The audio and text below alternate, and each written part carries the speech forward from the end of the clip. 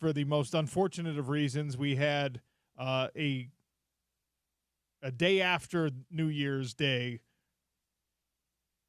playoff game. And I put a poll question out on the show yesterday based on information we had from the first 3 weeks, the first couple of weeks of college football playoff in its expanded format. And I said, the question was, well, is the first round bye you earn as being one of the top 4 ranked conference champions, is it a disadvantage or is it an advantage? Because, James, I'm a moron and was so adamant when this format was announced that the rest would be crucial and that teams who had an opportunity to sit that extra week, the eventual champion for years, I said for many years, would emerge from that group of 4. And here we are in year 1, and I'm already wrong. Yeah, they're all out, OC. They are all out. I can confirm you are a moron. I am an idiot for making that prediction. But how wild is this? No, it's crazy. The top 4 seeds in this expanded college football playoff format are all out after playing a single game. I wonder, and we'll see. Time will tell. This could just be this could end up being an aberration kind of year if they keep this format, because as you've heard on every broadcast, they've been talking about how that's the thing that needs to get fixed, is that the conference champions, the top 4 conference champions, shouldn't just automatically get a bye. But if it stays the same, we'll see. This could end up just being one of those years, one of those fluke years where it's not, where the teams who get a top 4 seed lose in their first playoff game. All 4 of them losing in their first playoff game is banana sandwich. And by the way, the 100+ votes that came in said disadvantage. It makes you rusty. Yeah. Sitting out for a few weeks makes you rusty. Now, I asked Eric Weddle about this on the show yesterday, and he was like, man, that bye is just, when you're in the NFL and you're talking about week 14, you need that rest for your body. That's true in the NFL, but it's not true in college football, I guess? Yeah, well, that's the thing about it, is I can understand that from a player's perspective, him coming at it from a physical and mental perspective, that you need that rest as a player. But then we've seen plenty of times where teams, and he mentioned it, even one of his years with the Chargers, where they've lost in the divisional round even though they got the bye and they got that rest. So the NFL's not exactly always advantage team who gets the bye. Right.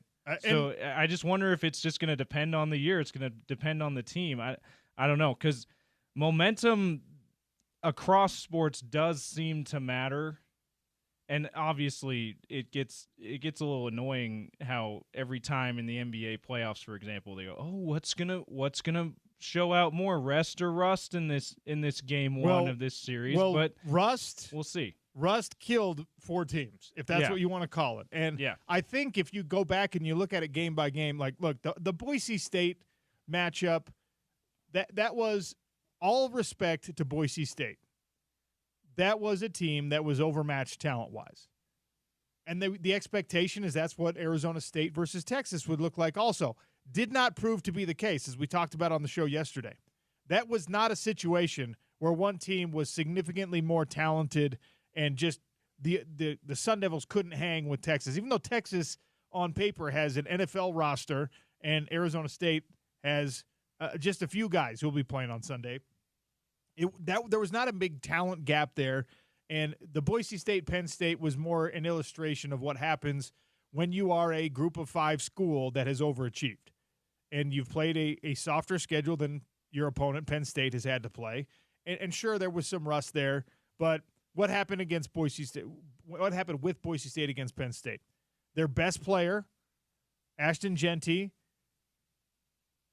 was the point of focus, was a guy that inevitably got slowed down by Penn State because they were not afraid of Madsen and they were not afraid of the Boise State passing game. And they actually They actually said, okay, go ahead and beat me with your arm. Go ahead and beat me with your slow wide receivers.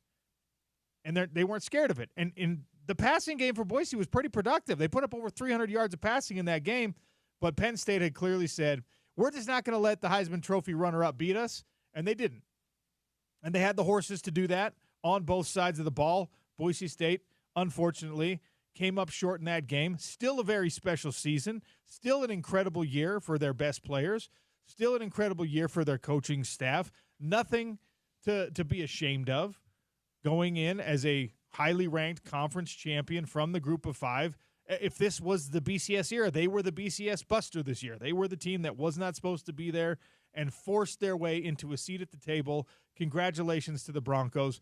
Arizona State, Texas was, again, a surprise conference champion, but a very deserving one, and one that had what it needed to take on a very, very tough Texas team, a very talent-laden Texas team that admittedly did not play its very best game, but still Arizona State accounted well for itself, and it was not the tale that a lot of folks thought they would see on film, like, oh, Arizona State just doesn't have the guys that can run with Texas. They don't have the size to deal with Texas. They don't have the talent to deal with Texas. I mean, that game might be significantly different if Arizona State has its best wide receiver available. Maybe one of those 3 fruitless trips to the red zone actually gets you there. But you can digest these games any sort of way. The other conference champions that had rested came out pretty rusty in their game. Arizona State started pretty slow, right? And they figured out the rhythm late, but that changed the complexion of the game pretty significantly. Those fruitless trips, like I just mentioned, to the red zone.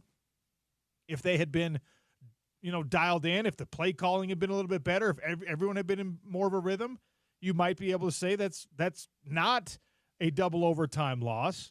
And obviously Oregon came out incredibly flat. Now, Ohio State is either more talented or at least very equally talented to Oregon, and they were that might have been the de facto national championship game. We might end up looking at that as those were the best 2 teams in the playoffs. I know that's what you're hoping for. Yeah. As an Ohio State fan, but I'm also very nervous because of that, because now there's no reason for them. There's no seemingly no reason for them not to win, and it makes me a little nervous. But yeah, that could end up looking back at that as, well, that was the real national championship game because of just how seemingly more talented those 2 rosters are than everybody else. But Oregon is definitely looking back at this and going like, man, we came out flat. Yeah. And did we do something wrong in our bye week preparation? Did we do something wrong in the interim, in the rest period, that made it so that we were flat when we came out and played that game and gave Ohio State a 34-point lead? I'm still shocked that it was that lopsided, OC. And then Georgia. Goodness gracious. Georgia, again, conference champion that got the bye, supposed to be, right? Georgia has been this juggernaut of a team, of a program, a dynasty, and Georgia is this squad that made it through that gauntlet of SEC play. And guess what? Georgia looked relatively flat. Now, Notre Dame deserves it. This is not about Georgia underperforming. This is about Marcus Freeman really emerging and coming into his own as a head coach. He outcoached Kirby Smart in that game, which is really saying something. And Notre Dame, again, has the horses. But every one of these teams that had a bye in the first round is definitely looking back, and with maybe the exception of Boise, because if we're realistic, they're going like, look, should we really have been the 4th-ranked team in the format? And if they didn't get the bye, they would have been a road team in the first round and probably wouldn't have made it to the quarterfinals. So sure. They're probably okay with the bye even though they lost. That. Making it to the college football playoff, if you're in that Boise State position as the highest-ranked Group of 5 champion, that is a win for your season. Yeah, it does. That team is never going to win a national championship. Rest or rust shouldn't matter to that Group of 5 champion. But the other 3 are looking at it and going like, man, did that help us or did that hurt us? And I am blown away that in the first year of the format, the team with the rest, the team that had the get-right week, while everyone else had to play, and didn't just have to play, James, but had to play really tough opponents, had to play top 12 opponents. Every one of those teams that advanced got past the team that was rested, and that is bananas. And so now you have this really weird situation where 1 through 4 out, 9 through 12 out. Everyone who's in the Final Four are the 5. It's 5, 6, 7, and 8. Yeah. Okay. All right. One thought I've had with the rest and rust angle of this is this week there's not as much time in between games as there was between the first round and the quarterfinals. You didn't have 2 full weeks or 3 weeks that some of the top 4 teams had. I guess it was 2 weeks, right? But anyway, you didn't have 2 full weeks, but you had 10 days in between. You had like the NFL, we played on Thursday, we don't play again until Sunday or Monday, kind of mini bye for them. So I wonder if that also played a role, that these teams that had to play first round home games or road games that advanced to the quarterfinals, I wonder if they saw it as, well, we're getting like just a couple days less rest anyway. We're not playing next week. So I wonder if it's not that hard of a thing as it appeared to be, like it is in the NFL playoffs where you're literally playing the next week. Now this, between semifinals and the quarterfinals and the semifinals, especially for Notre Dame, you're playing next week. So maybe the rest is going to be more of a factor. The lack of rest is going to be more of a factor in this upcoming round.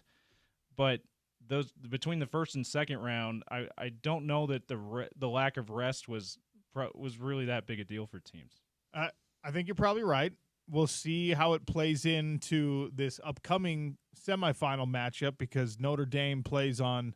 They play 6 days from now, right? Yeah. So late night plane ride.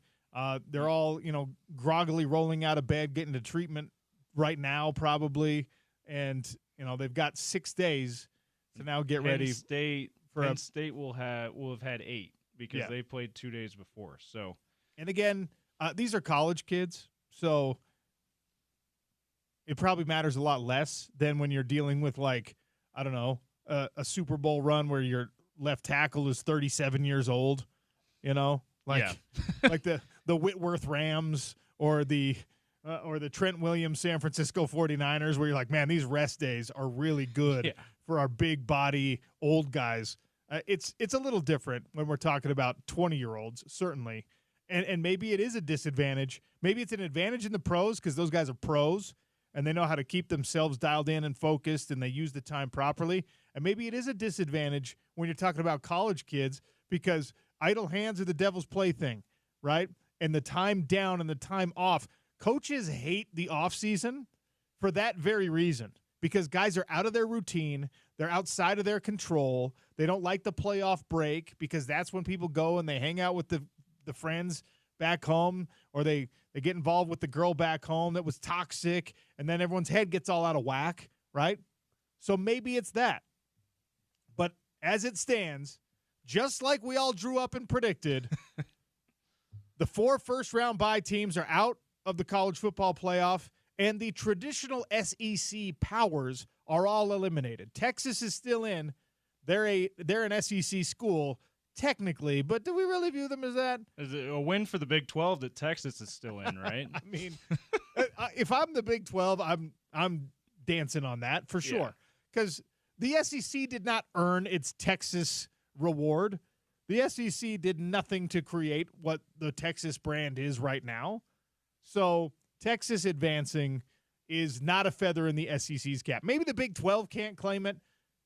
It's kind of like Texas, the Republic of Texas, right? They're their own country. Independent Texas. They're independent, and they could be if they wanted to be. Texas is like Notre Dame. They could be an independent if they wanted to be. Notre Dame was 0-9 in the last New Year's 6 games, their last big games. You go back now 3 head coaches, and Notre Dame has just failed in all of the big stage games. I mean, they got mollywopped in a national championship opportunity against Alabama, that Manti Te'o year, and for obvious reasons. Like, They just have not had it on the big stage. And against Georgia, a team that a lot of people told you all year long was like, well, Georgia's inevitable. Just wait what Georgia's going to be able to do. Just watch what Georgia's able to do. In the Deep South at the Sugar Bowl, so it's basically a road game. Just hang on and see what happens. And like we already said, Freeman outcoached Smart. And that was really something. Riley Leonard played a great game. And you have high-quality, intelligent, hardworking guys at every single position. And the difference between Notre Dame and any other team that is, in that kind of like, do we belong in the Power Five? Like Notre Dame, definitively going back its entire history, has never had the problem spending what it needs to spend, supporting the athletes how they need to be supported, and getting the depth of talent necessary to compete at this level. But for the first time in 9 trips, they actually made good on the opportunity. So a huge credit to those players, a huge credit to Marcus Freeman. I know you're excited about it too. Notre Dame is like Notre Dame stirs the echoes for me. It's like this is nostalgic. It's the team that I grew up watching more than any other team, more than even watching the Utes or the Cougs, right? Because Notre Dame was always on national television. We did not have cable. I did not grow up in a household where we were going to Rice-Eccles every Saturday, or we were going down to LaBelle Edwards Stadium before it was even called LaBelle Edwards Stadium. Like, I didn't grow up in a household where, like, my parents were like, hey, let's go to the game. I only went to a handful of games growing up. I watched a lot of football on TV. And who was on TV?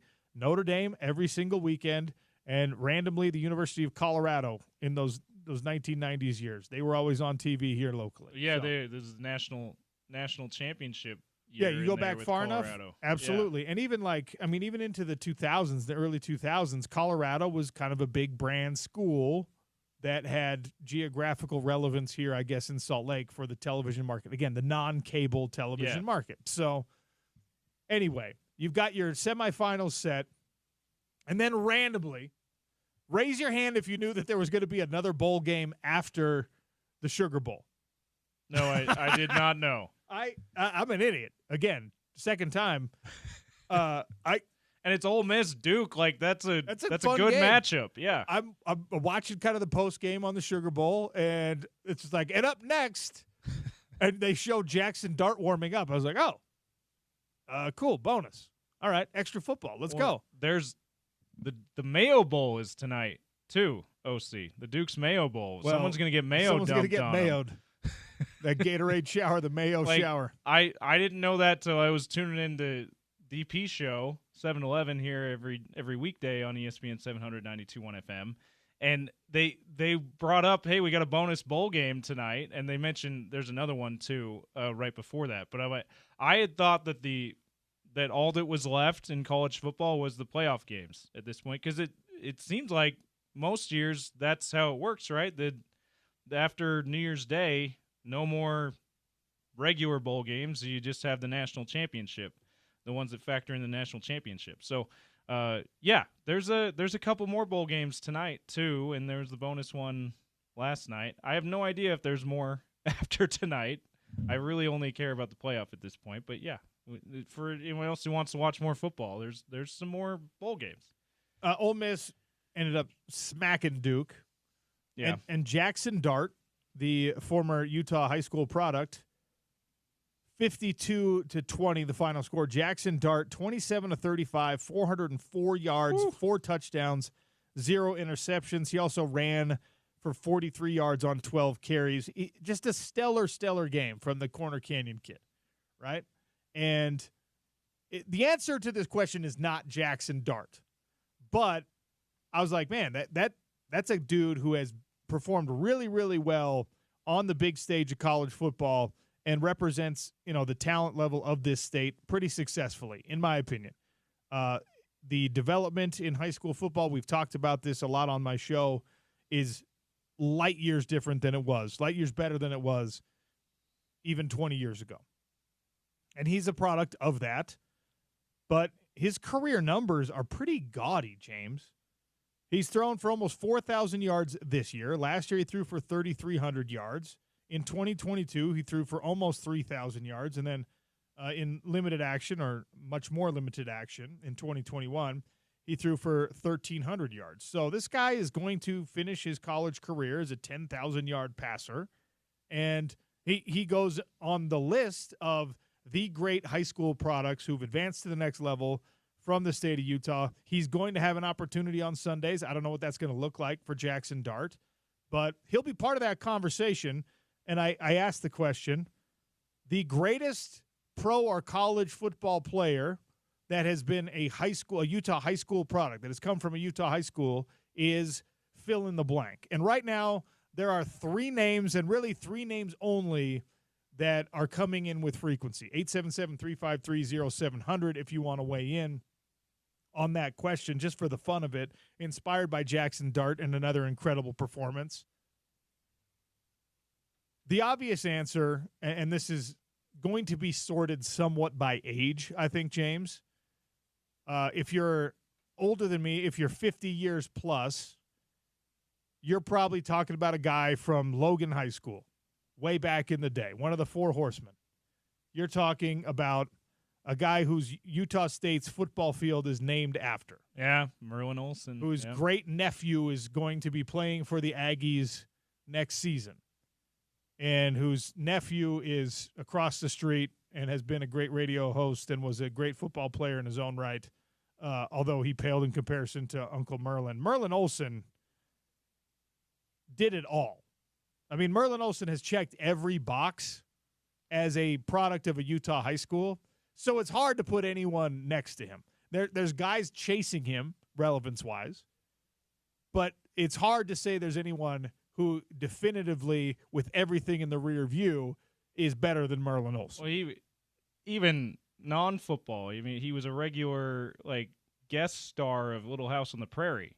He had his own show, too. And he had, he is even the celebrity in his day. Nobody matches what Merlin Olsen was, but there's other guys that we came up with that, as far as the football goes, I want to get to those. Contend. But I just to remind the young folks, right? Yeah. Folks my age and younger, what he really was as a player, and we do this occasionally, just talking about what he was at Utah State, all right? He won an Outland Trophy at Utah State. And Utah State, a respected enough program, but 1960 as a junior, All-American, Outland Trophy winner, All-Conference in 1960 and 1961, back when bowl games really meant something. They went to the Sun Bowl. They lost that game to New Mexico State. But the numbers. Can you blame them though? El Paso, New Mexico State. That's a tough place to play. You're thinking of UTEP. Well, I know, sorry. but okay. But New Mexico's right there. El New Paso Mexico too. State in El Paso. Yes. All right. This is wild. So that was his junior year. As a senior, the Utah State Aggie defense led the nation in rushing yards surrendered. Just take a wild guess. Yards against the Aggies.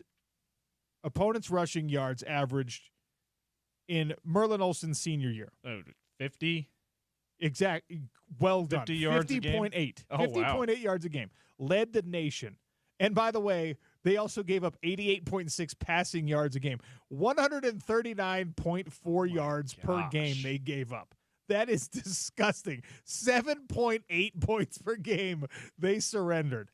That's outrageous. They didn't go undefeated. Like that, just kidding.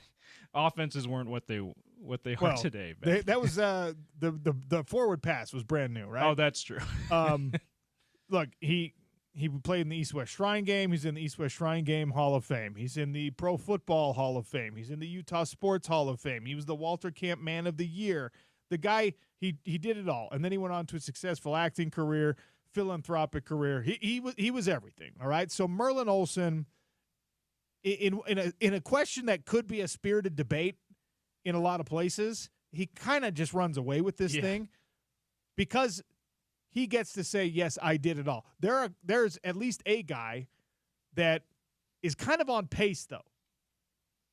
And Haloti Ngata's name has come in. I think Haloti is going to end up being in the Pro Football Hall of Fame. he was absolutely incredible. We graduated the same year. Like, the dude, inhuman. Haloti Ngata, incredible. I said this was going to be age-sorted. The young folks will tell you, if they were watching or they were in high school or they played against, Penei Sewell is the only person I think that potentially could create an argument that he gets to stand next to Merlin Olsen with this, because he too won an Outland Trophy. He actually did it at a younger age, in a younger year in college than Merlin did. He was a first-round draft pick, obviously. He has been an All-Pro, the youngest All-Pro offensive lineman. Merlin did not benefit from Pro Football Focus or any of those analytics, but Penei Sewell is one of the highest-graded offensive linemen since turning pro in the NFL at any position. He is a freak of nature, and he does it. He's on this accelerated timeline where he was in college at 17 years old. So he was in the pros at 19 years old, and he's already decorated. Again, not the same longevity that Merlin has had, but Penei Sewell as a Utah high school football product is a guy that, when it's all said and done, especially as you were talking about before the show, James, especially if the Detroit Lions are Super Bowl contenders, maybe he can win a Super Bowl. It certainly helps his Hall of Fame case. He's probably going to be a Hall of Famer, barring injury. If he continues to play this way for like another 3 years, then he's probably a Hall of Famer. So maybe Penei Sewell gets to make a case for himself. There's been some great players, including Jackson Dart, who sparked this question. But right now it is Merlin Olsen definitively in first place, and Penei Sewell with an opportunity to catch up to him. Honorable mention, I think, to Haloti Ngata. And there's been a bunch of really good guys, position players. But for me, it's those three. Did Jason Buck, was he a Utah high school football player? I don't know where he went to high school. He's from Moses Lake, Washington. No. Yeah, no. Went to South Fremont High School in Idaho. So another Outland Trophy winner. So you know, Idaho, we could just call that Utah North, right? Utah North. Who is the best Utah or Utah North high school football player to move on to the pros? 877-353-0700 if you want to weigh in. I'll ask Bill Riley what he thinks of the question as he joins us next. Sean O'Connell Show on a Friday. It's ESPN 700 and 92.1 FM. Proud to be part of Utah's ESPN radio network.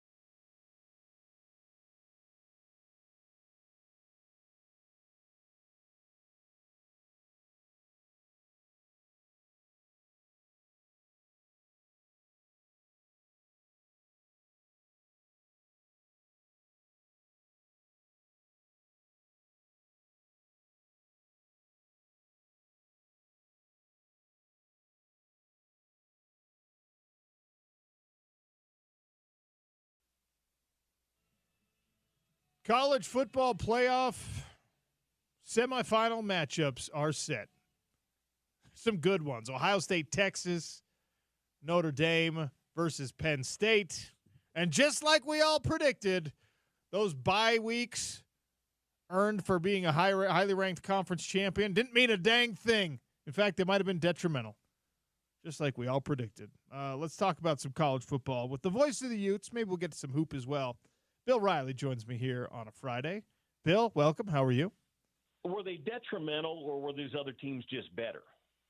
Well, I mean, I think Texas was better than Arizona State. I don't think the bye week was detrimental to them. I think it was a great game, but I think overall Texas was just probably better. And I think Boise was good. I don't think they – my issue is I think you just need to seed them as the best team and give the best four teams the bye, not the automatic bye for winning a conference championship. It's great, but I think you get the best teams and you seed them that way and let the committee do their work the same way we do it with the NCAA tournament. You don't give somebody that's a Mountain West Conference champion a top four seed if they don't deserve it. So I don't know that the bye week hurt anybody. Maybe it hurt Oregon. Who knows? I think just Ohio State's playing better. But I like the playoff. I've liked the games. I know we've had a bunch of stinkers, but we've had a couple of good ones too. But I think they tweak it. I think it just gets a little tweak next year, and they probably reconfigure how they do buys. But overall, I think it's been pretty good. I think you're right. And I think it is. It's just probably just a circumstantial thing, and you need a much larger sample size to see if this is a fluke that the four teams with first round buys, including the undefeated Big Ten champ Oregon, came out flat and spotted Ohio State 34 points. I think it's probably just a fluke, but I was dead sure, Bill, that teams would need that get-right week and would need to heal the bumps and bruises after a gauntlet of a season, and that there would be a significant advantage. And obviously that hasn't been the case in the first year of the expanded playoff. Yeah, I think the one game that really – I think the Ohio State-Oregon game, just the way that started, that probably surprised me more than anything else. I thought Oregon was really good. Those are two schools that spent the most last year in NIL money. I think they spent $25-30 million. So they're loaded with talent. I was just shocked that it was 34-0. I mean, I didn't see that coming. Ohio State's really good, but I just didn't see Oregon getting steamrolled for 2.5 quarters like that. Notre Dame finally makes good on a big opportunity. It had been a long time since they were 0-9 in the New Year's Six or equivalent games, going back to the BCS era, and finally get through against a very good Georgia team. Did they show you enough that you think Notre Dame could actually win a national championship? Well, I think they could. I don't think they're the most talented. Georgia's playing their backup quarterback. That kid wasn't ready to play. I mean, and that we know this. Utah fans know this. When you don't have your number one guy, it's a big deal. And I know they had a couple of weeks to get that kid ready, but he wasn't ready for the big stage. But on the same sense, too, Georgia was kind of their own worst enemy. They dropped a bunch of balls, which they had done all year. Special teams got them. You had that poor walk-on kid on the sideline that ran into the referee that's probably going to be looking into the transfer portal here soon. Georgia didn't – I think they're good, and if Carson Beck was healthy, I think it might have been a different game. But I think Notre Dame just looked more prepared to play than Georgia did yesterday. I need a full 30 for 30 investigation on that kid, and not just that kid, but all the guys that you see at every Georgia game, every Alabama game, every Ole Miss game that are like below average size. Like they don't look like they're anything special. They all have the same Southern white frat boy haircut, and they never are dressed. But you see 10 of these guys on the sideline, and I guess you won't see them probably anymore as roster limits come into play next year. But I need a full investigation on how those guys even end up on a Kirby Smart coached Georgia team. And, of course, the worst case scenario is they incur a penalty by getting in the referee's way. Well, Sean, you know the term preferred walk-on. You've got to have cannon fodder in practice. Your 5 stars can't be beat. You were cannon fodder, Sean. Well, I was not even a preferred walk-on. I was whatever the opposite of preferred is. I was that kind of walk-on. But you're right. Georgia, they only have preferred walk-on. So that kid probably would be starring at Valdosta State, but he wanted to go hang out and be at Georgia, and And unfortunately, he's he's now going to be infamous. That wasn't what cost him the game, but that poor kid is going to be he's going to be the butt of a lot of jokes in Athens. It's unfortunate. Bill Riley, my guest here on the Sean O'Connell Show. So as we look at what the college football playoff has been and what it probably will end up becoming, I think that even though people want tweaks, this has been better for college football, right? I mean, even if you look at like Ohio State in a 4-team format is not there, and they might be the best team in the country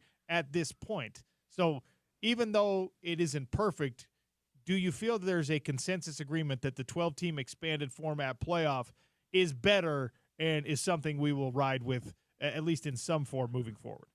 Yes. I like more college football for me is great.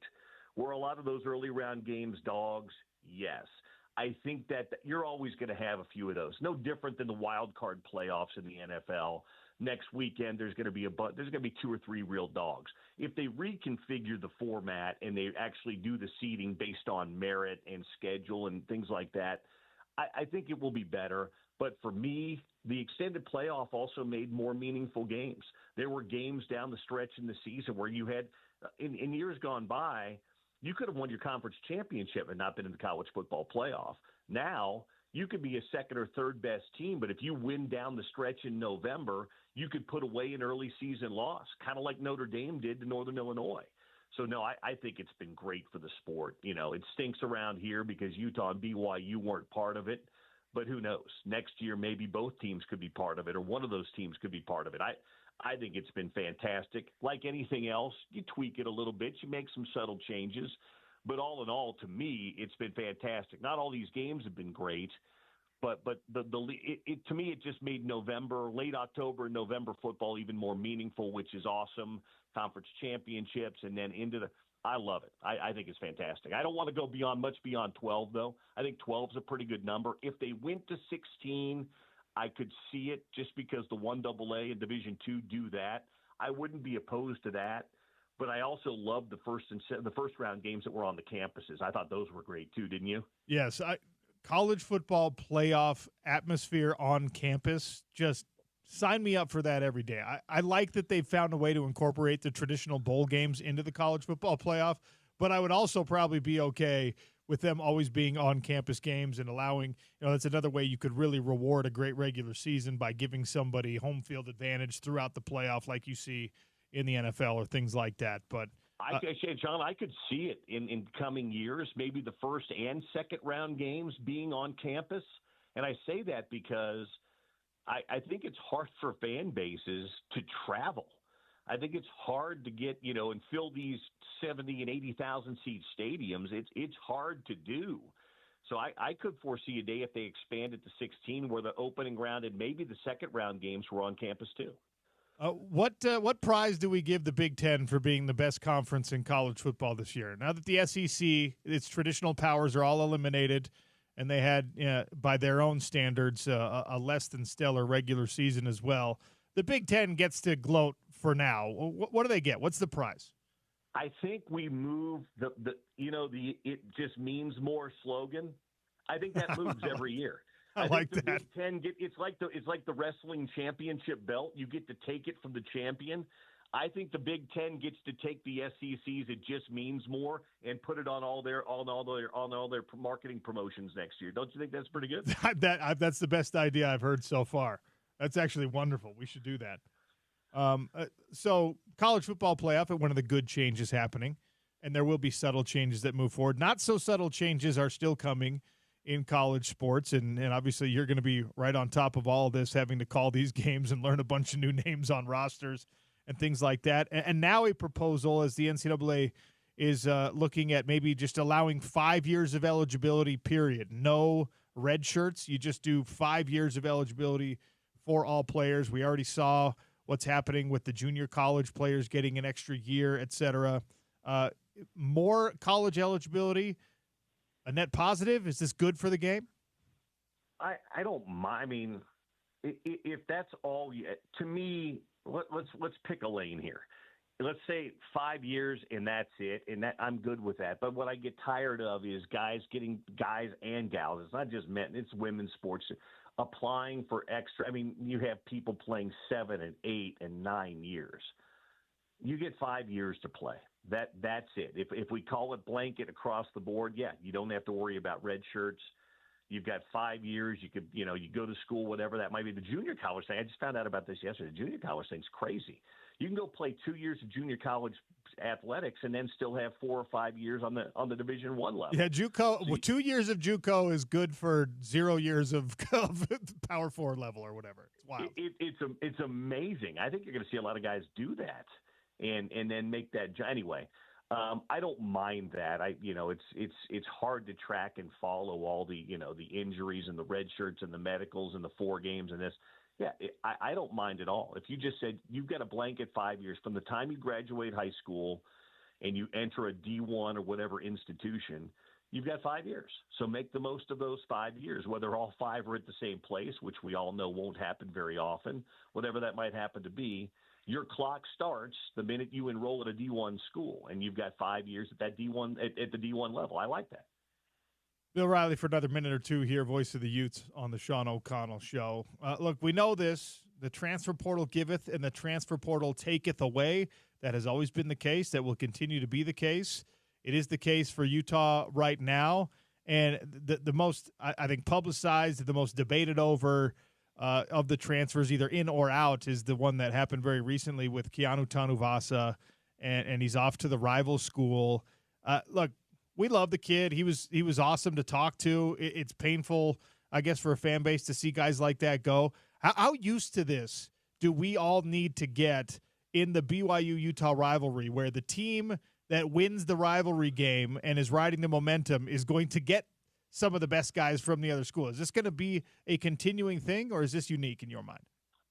I think it's a little unique. I mean, there's some ties there in Tanavasa's case. One of the coaches that recruited him is now down at BYU, so maybe that's the case. I don't know what that is. My whole thing is, and a lot of coaches have kind of taken this tact, if you want to be here, that's great. We want you to be here and be at our school. But I've always said this, you've got to go where you're happy and where you want to be. That, shall we learn this in life? Nobody's irreplaceable. I'm not irreplaceable. You're not irreplaceable. Defensive linemen are certainly not irreplaceable. Go be happy. Go where you're going to be. Utah is fine. They're going to find somebody to fill that spot, and they'll be fine. But I've always said that, use the portal, be where you are. Go where you've got to be happy. Life is short. Go do what you've got to do. But on the other side of it, too, schools are going to be fine. If you've got a good program, good coaching staff, you've got a history of recruiting and developing players, and even using the portal well as Utah has, they'll be just fine. So I don't think that this is going to be a back and forth. Maybe there'll be players that move back and forth. Utah got a couple of kids last year that were BYU kids. They got the John Henry Daly kid. So it's a big deal because the kid that left was a really good player at Utah. But, that's just life now. I just think people need to put in their mind that everybody's on a 1-year deal. And, until the NCAA or the conferences and the schools band together and say, we're going to do some sort of employment agreement that says you're locked in for 1 year, 2 year, 3 years, which I think they have to do because it's just chaos. You just have to know who's on your roster. This is going to be the case, but I don't think it's a huge deal because I think good programs are able to fill those voids. Well, I'm going to try and make it a big deal. What I'm going to do is I'm going to develop a graphic. I'm going to get like an old-fashioned scale here in the studio, and I'm going to put like the production of – because it's been going back and forth even before the transfer portal. Like Francis Bernard came from BYU and was an unbelievable player at Utah. And, so you got to balance his production, and then you got to take like what Samson Nakua did when he went to BYU, and now you got to do what Keanu Tanuvasa and John Henry Daly. And like, I'm just going to see how this balances out because I think in the end, it all balances out. And we're slaves to the moment and we react. And Keanu was going to be a captain at Utah this coming year. I don't know if he will be at BYU. He's going to be a captain. So I understand why people feel the loss, but I also see what happened at BYU and happened at Arizona State, especially. and a roster that on paper you weren't necessarily super excited about, and then look what happened. Yeah, I mean, the Big 12 got turned upside down this year. The team that was picked last finished first. Correct. I mean, this league, Sean, there's not a lot of difference. Utah had a bad year, historically based on the Kyle Whittingham era, bad year this year.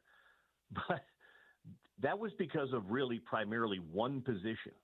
Average play at one position, and they would have been in the mix to win the league. Slightly above average play at that one position, and they might have been playing for the league championship. They're not that far away. Did they lose some guys? Yep, they did. But did they bring some? I think they've upgraded themselves at some positions. So I don't think that anybody that's top 5, top 8, top 9 is that far away in the Big 12 conference this year. I think that's for sure. So I just think it's going to be I love the league. It's not a dominant league like the Big 10 is overall top to bottom, but I don't think you can make any argument it was the most competitive league in college football this year. Real quick, a couple of hoops things here. Big 12 home opener for the Runnin' Utes, Texas Tech, 4:30 pregame, 5 o'clock tip right here on your home of the Utes. Bill, of course, will be on the call. Texas Tech, good team, winnable game for Utah, especially at home, you think? Well, they've got to play better. They can't play the way they played at Baylor. Texas Tech's good now. Their net rating is 28. They're good. They got a couple of NBA guys on the team, but to the point, almost the same way we talk about football, there's no easy night in the Big 12 in basketball, Sean. They got beat at home by UCF in their Big 12 opener earlier this week. So Utah's got to clean some things up. They got to be a little bit better offensively. They weren't as bad defensively as the score might have shown the other day. Home crowd, home court could certainly play advantage, but certainly a winnable game yet tomorrow, and Sean and I will have the call.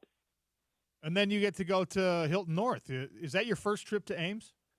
No, I was in Ames when I was in college. Went up to a Kansas Iowa State game, and I was at Ames for a Utah football game back in 2010 when Jordan Wynn threw for 1,000,000 yards.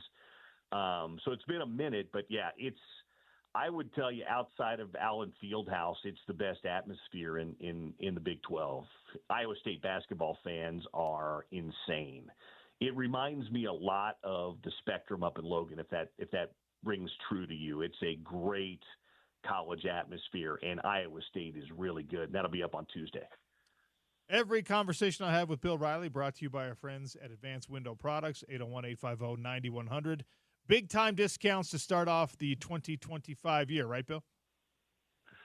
Indeed. They had their best deal of the year going at Christmas time. Maybe if you really talk to Nate or Jake or Janitha or Dave or any of those guys over there, really nice. Maybe they'll keep that going early into January. But more than anything else, if you need new windows, new window treatments, anything for your home, whether your home's existing, you're building a home, whatever it might be, place a call. I'll have a call over there to Advanced Window Products and let them come out and do the measuring, give you that estimate, tell you what it is.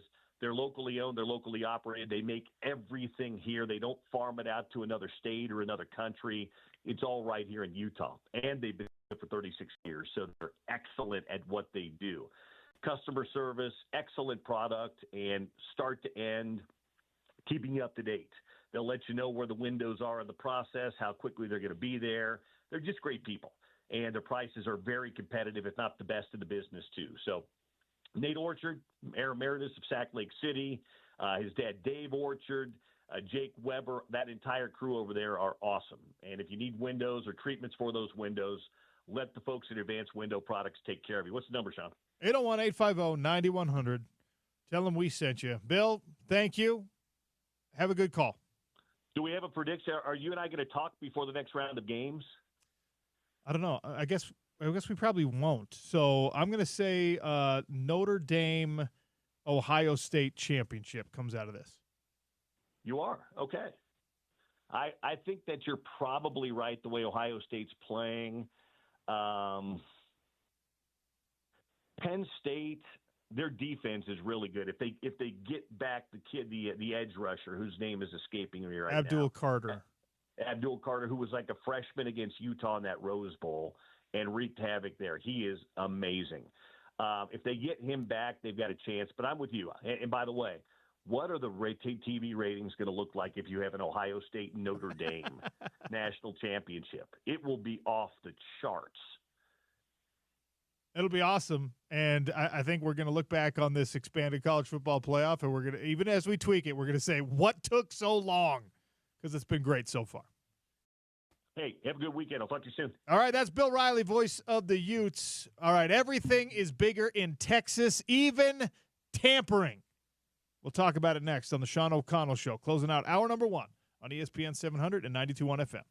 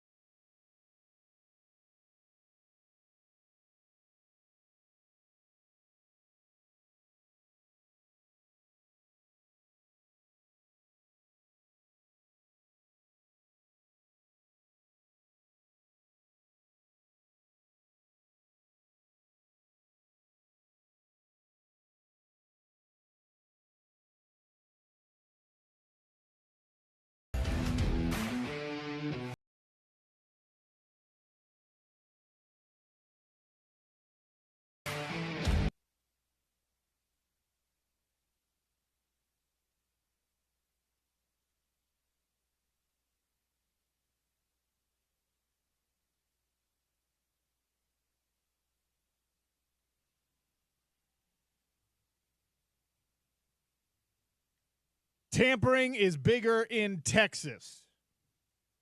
Did you see the number allegedly offered to Quinn Ewers immediately? This came out 5 seconds after their last game. Did you see the number immediately offered to Quinn Ewers to enter the transfer portal? Yeah, it's crazy. $6 million. Insane. Allegedly for Quinn Ewers, who will have another year of eligibility, assuming that the NCAA does not just like blow the doors off and just like going out of business sale and just be like, everyone can have as much eligibility as they want. And the reason it's interesting for Quinn Ewers is because he doesn't have the super high draft grade that some of the other elite quarterbacks in college football do, despite his success in college football, despite being the starter for a Texas team that finds themselves still in a position to play for a national championship.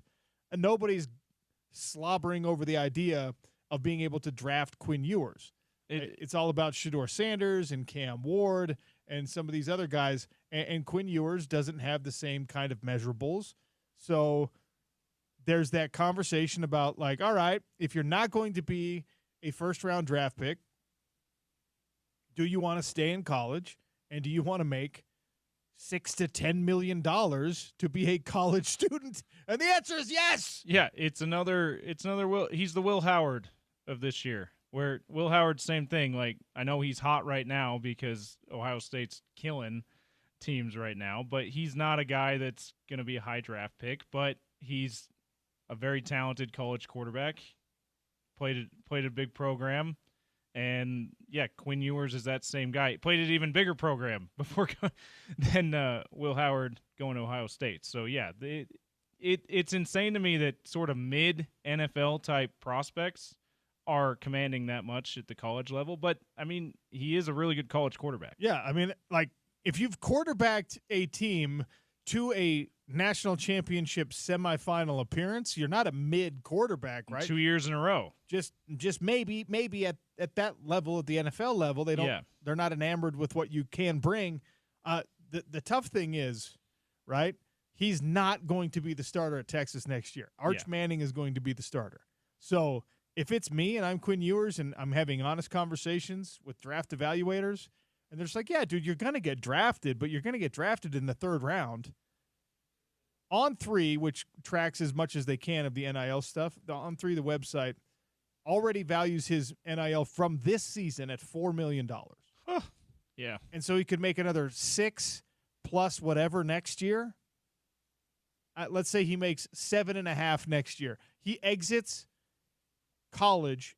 Remember, this was a guy that at Ohio State, when he committed to Ohio State, had $1 million. It was like some kombucha company.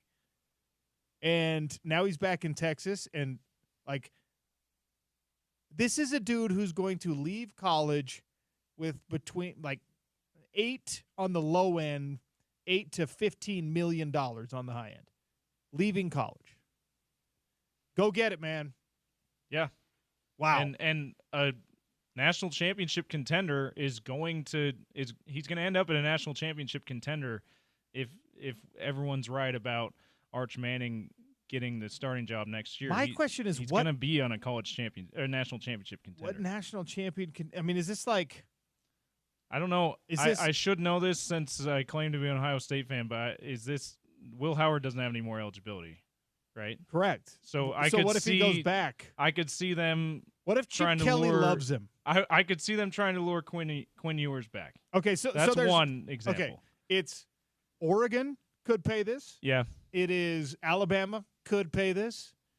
Ohio State, like you said, could pay this. I guess Georgia, if they didn't like what they saw from the backup in his one real opportunity.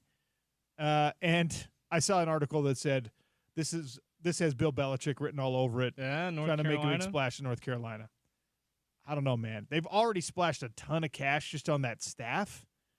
To then throw $6 million at a player, I guess you do what Bill says. Yeah. Wow. Maybe get Tom Brady to donate it. You know what? You know who I think it is? I think it's BYU offering $6 million to Quinn Ewers. We'll talk about it with Jerem Jordan as he joins us for some Red and Blue next on the Sean O'Connell Show. ESPN 700, 92.1 FM.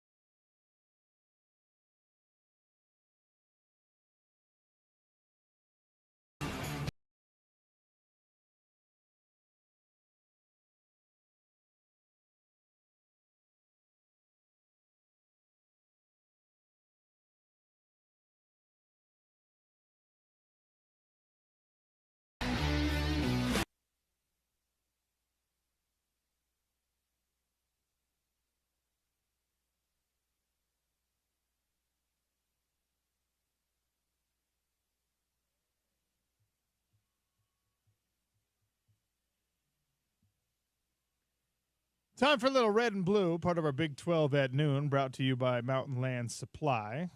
Jerem Jordan offers us the blue perspective on a lot of things. Friend of the program, love his insight. Jerem, welcome back. How are you? Sean, what up, dog? Happy New Year. I still think we're in the window to be able to say that. Not a couple weeks out like Larry David said. It's been a few weeks. You can't say it anymore. We're still good. Yeah, we're still good. It's only a couple days old now. Yeah. Statute of limitations has not expired on Happy New Year, so Happy New Year to you as well. We haven't had a chance to speak since the Alamo Bowl is in the books, right? 8 million viewers on the Alamo Bowl. A lot of those people tune in to watch Colorado, and the announcers announcers know that, and they talked about Colorado, and BYU fans didn't like it, Jerem. It was pretty entertaining, myself included. Like, I understand initially, and then scattered throughout, that obviously people are tuning in mostly because they're interested in Deion and Travis and Shador. I get it. But having been a studio show producer for a decade, in called games for almost 20 years, it's like, okay, the narratives adjust. Yes. Like they should have pivoted a little more to BYU stuff. Honestly, they were not prepared for BYU to dominate. They were not. They were not, and neither was Colorado on the field. You know what it reminded me of? It reminded me of, and this is, digging up all the way back, but if you watch the pregame for Utah-Alabama Sugar Bowl, that 2008 season, it was everybody talking about, holy cow, Alabama's just so much bigger, stronger, faster, more athletic. Utah's a little engine that could, but they got no shot in this game. And then you fast forward and you see the exact same studio hosts at halftime, and all of them are shell shocked. And I distinctly remember Barry Switzer being on the studio there, and he was just on the desk, and he was just like, I'm going to say the exact same things I said about Alabama, but I'm going to replace Alabama with Utah. Utah is harder hitting. Utah is faster. Utah's deeper in this game, and nobody was prepared for it. And that's what happened with BYU and Colorado. You're right. Yeah, and it's sort of part of the allure, part of the underdog. Like, people didn't see this coming. People like words of affirmation. I don't care what your love languages are. Everybody loves words of affirmation, right? So BYU didn't get enough, and so it caused a little outcry. But 8 million is just a massive number. Duff Tittle, one of the associate athletic directors over sports information at BYU, clarified something, because I thought, wait, is this the most viewed BYU game ever? He said that there was a game in the 40s or 50s when there were only 3 channels where BYU was on national TV on ABC, and there was an estimated 50 mil on that one. But in the modern era of BYU football, that is probably the most viewed game ever, which is pretty incredible. And obviously it's a lot of Colorado, but how about BYU taking advantage of that opportunity and kicking butt? Look, they played incredibly well, and the thing I liked best about it was that it was a great representation for people who have not watched BYU this year. It was a great representation of why they're an 11-win team this year. To me, it felt like, look at this. They got the special team score, all right? They played excellent in that phase. You had big plays from the defense. Isaiah Glasker, again, proving that he's one of the best defenders in the conference, if not the country. Other guys showing out as well. You saw Jake Retzlaff being Jake Retzlaff, good and bad in that game. So if that was the only BYU game you watched in the entire year, you got a taste of what BYU football is in the 2024 season. Exactly right. It was the best one of the year. Prior to that, you could argue SMU because they were in the playoffs. But I mean, on that stage against that team, that performance, that was pretty good. You could argue it is the best one of the year. And BYU did its thing. BYU did not have an elite offense and hope to hang on defense. That was not the model. This was elite special teams, one of the best defenses in the country, and then offense that was good to very good. I wouldn't say it was a great offense this year, but they leaned on each other. All 3 phases worked together to win 11 games.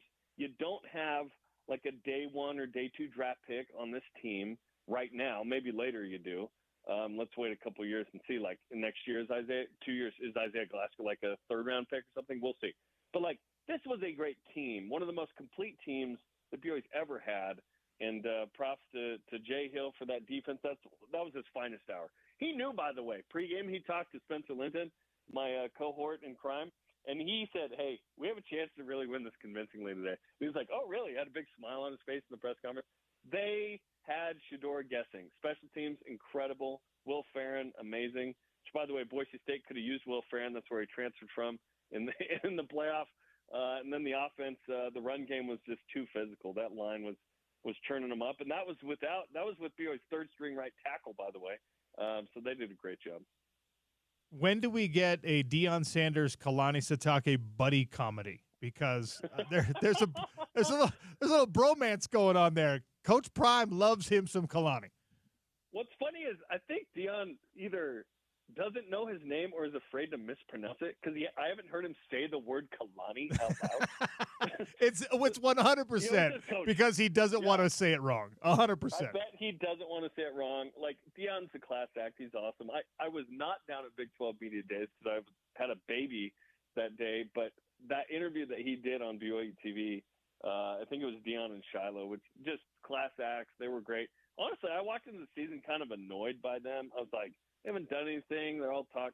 They had a really good year, and they certainly took a step forward. They produced a Heisman Trophy winner. They produced one of the top two quarterbacks probably taken in the draft. Like, they did a really, really good job. Great turnaround. Nothing but props to Deion and what he's doing there in Boulder. Well, I will submit to you that this was actually the perfect game for those of us who watch Colorado, and I like Deion. I like what he has done. His sons drive me insane, and I feel like the apples fell far enough from the tree there, even though they kind of didn't, but they mostly did, in my opinion. And this game, you saw a couple of what could have been BYU takeaways or BYU turnovers taken away by Shiloh Sanders just being himself and like committing penalties, and you're just like, see, you're celebrating while this is being brought back. You just missed the plot. His kids drive me nuts. Coach Prime, you saw good things from him. You saw amazing things from Travis Hunter, even in a loss, which I'm a huge fan of that kid. And then you saw, especially Shiloh, showing you what Shiloh is about, which is all about Shiloh. So I was like, that's perfect. There were two plays where he celebrated and they didn't even count. That's what I'm talking about. Yes, exactly. No, I was laughing. That's the same thing. And then the peak moment of the game was when Isaiah Glasgow, who said after the game, my favorite player growing up was Deion Sanders. This was a respectful thing. He does the primetime shuffle, and he nailed it. And it was this incredible catch in front of the Colorado sideline. I was like, that's about as aggressive of a – this is still within the lines of sportsmanship. This is not a Louis Lapuaho with the groin punches against Boise State. It's like, no, not that.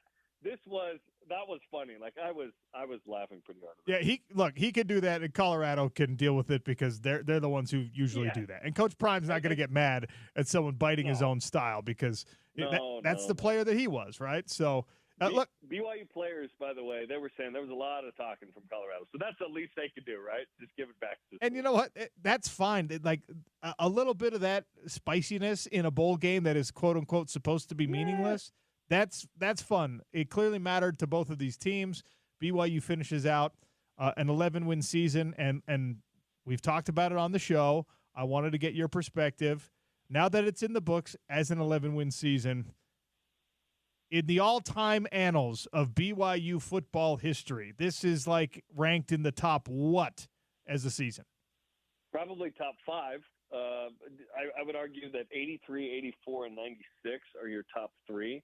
I'm sort of indeterminate on what order that is. People are like, well, why wouldn't 84 be obvious? Because the schedule wasn't that tough. And, yes, I love the national title, but 83 was actually a better team if you break it down. We actually did an entire show on 83 versus 84 one time. 96 is the first team to ever win 14 games. They win the Cotton Bowl dramatically. They beat A&M and Kansas State to bookend that year. That was incredible. So I'm saying this is top 5 for sure because it's a Power 4 league. You have 3 wins against teams that won at least 9 games. Like, it's not like the schedule was soft. That BYU had quality wins. One of those teams is in the playoff. Kansas State, Colorado are the other 2. Baylor, had they beaten LSU, that would have been a 4th. That was an underrated win for BYU this year. It was an amazing year, man, and it was a complete team. And, again, they did it without superstars. They had many good players, a few very good players. I don't know that BYU has a great player on its roster from this year, and they were a great team. So, yeah, top 5, man, top 5 in a Power 4 league. And the best thing about this, Sean, is I believe that the model that BYU had this year is sustainable. They weren't reliant, again, on like one side being elite and then the other having to just kind of suffer through that. It is sustainable for BYU to be as good as they were on offense this year, as good as they were on defense. And then special teams, I guess, it's hard to ask for like 5 return touchdowns every year. That's a lot. And like have an elite kicker. So maybe that like drops a touch on average. But BYU, I think, can play with this kind of team and win 9 to 11 games more often than not. Jerem Jordan, my guest here on the Sean O'Connell Show for a little red and blue conversation, recapping BYU's football season. And look, the season is over, but college football never sleeps. You got transfer portal situations. You got spring ball coming right around the corner. You've got now a team that is going to be like the goalposts are going to shift pretty dramatically, I believe. Yep. Where BYU is going to be probably picked in the top 3 in the conference next year. We'll see how everything plays out. But a big reason for that, you were just talking about, look, you did this year with no real obvious star players. Well, you just stole one of Utah's hopeful star players, a guy who's going to be a captain, I believe, at the University of Utah. Keanu Tanavasa's transfer to BYU has ignited this rivalry in terms of an offseason discussion in a way that we haven't seen all that recently. And I wanted to get your thoughts on what you think he could be as a player with Jay Hill and with coaches that recruited him to Utah. And then, of course, the conversation around it, as Utah fans big mad right now for the reasoning offered by Keanu and his family. Yeah, and we had Keanu in studio kind of for his first interview and discussion on BYU Sports Nation. I know you did. We've heard a lot about it. Yes, great kid, great family. Hadn't met them before. Huge smile, love his personality. Yeah, this is a massive gift for BYU. There are transfers of significance that come into BYU, but he is sort of rare in that he's a proven Power 4 guy. Typically, like Jack Kelly and Mark Collins were outstanding for BYU, FCS dudes.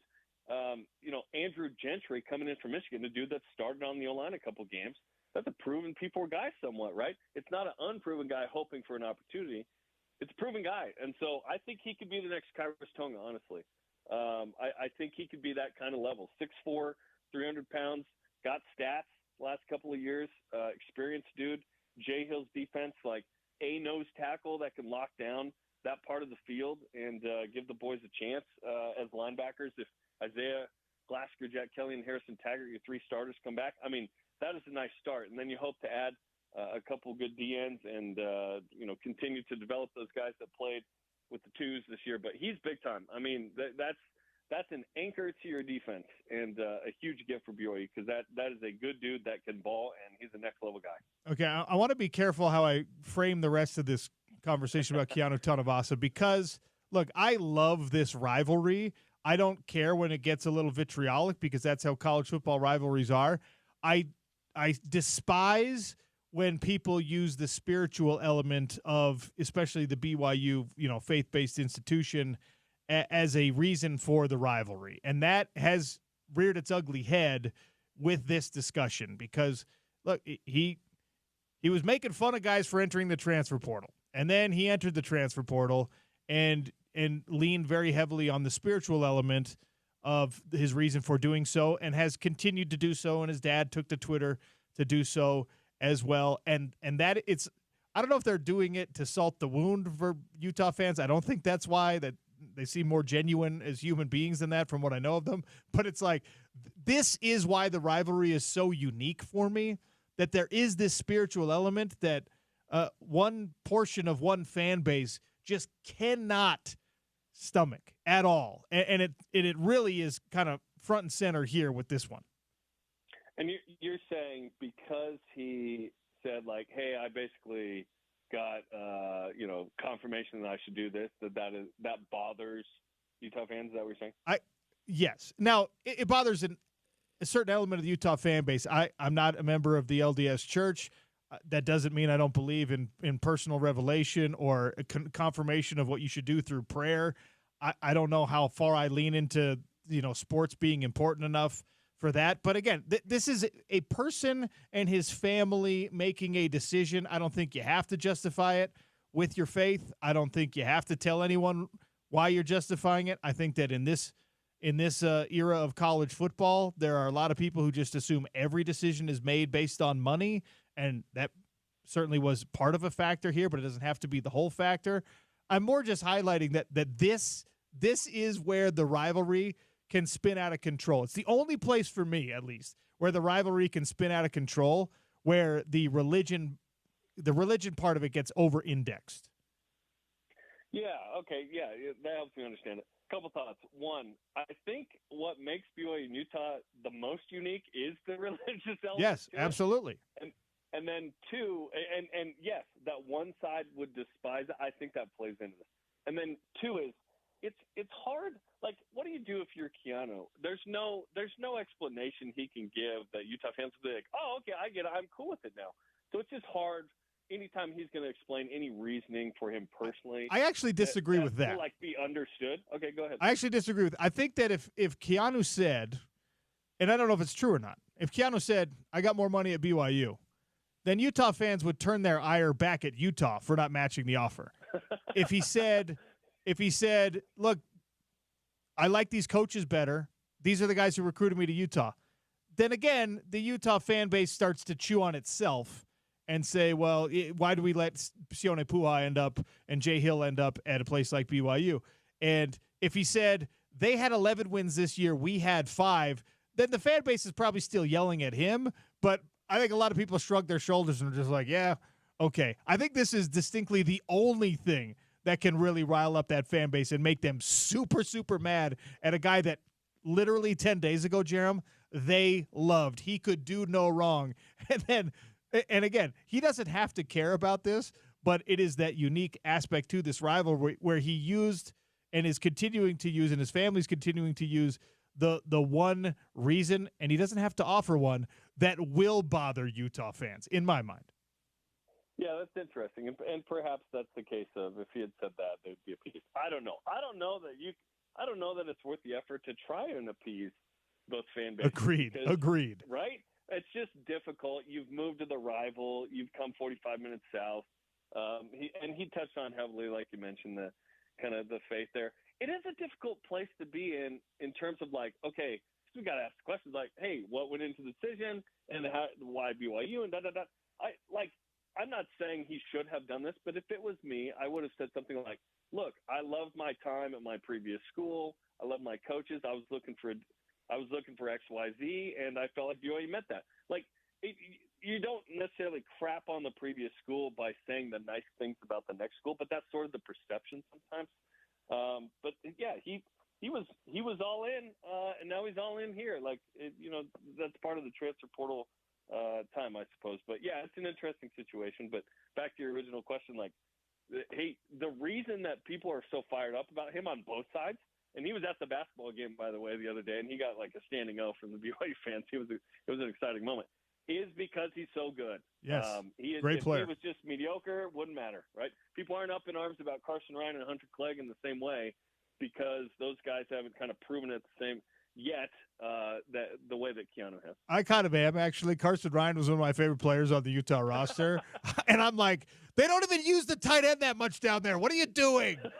I mean, it's funny because his mom or dad, I think, tweeted something like, hey, let's break the stigma that they don't throw to the tight end much. I was like, oh, that's funny. You're just saying it out loud, which is hilarious because BYU has this amazing tight end history. Utah recently has been unbelievable with the guys in the NFL, right? So, yeah, BYU's hoping that Carson Ryan can be the guy. Because this year, I thought Keanu Hill was going to be this big-time tight end for BYU. They moved him there. I was like, dude, this guy's going to be a matchup nightmare. He was barely used. I don't know why that is exactly, whether that was maybe Keanu didn't live up to whatever. I don't know. I love Keanu. I thought he was ready for the moment. But, yeah, hoping Carson Ryan's the next good tight end at BYU. Fun fact for you, if you ever get him on your show, his uncle is one of the best fighters ever to come out of Utah, one of the best MMA fighters. Yeah. Who's his uncle? His uncle's name is Derek Downey.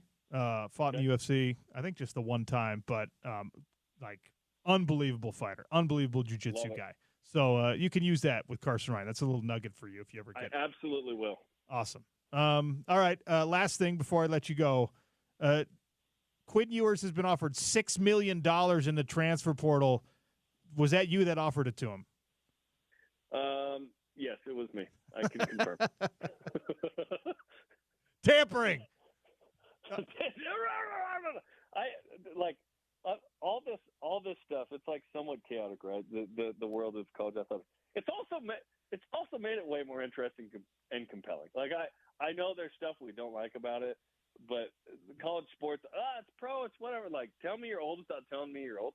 Complain about that. Like, stuff's happening, but we're moving in the right direction in terms of like, okay, the athletes are getting paid. This is great. We've expanded the playoffs.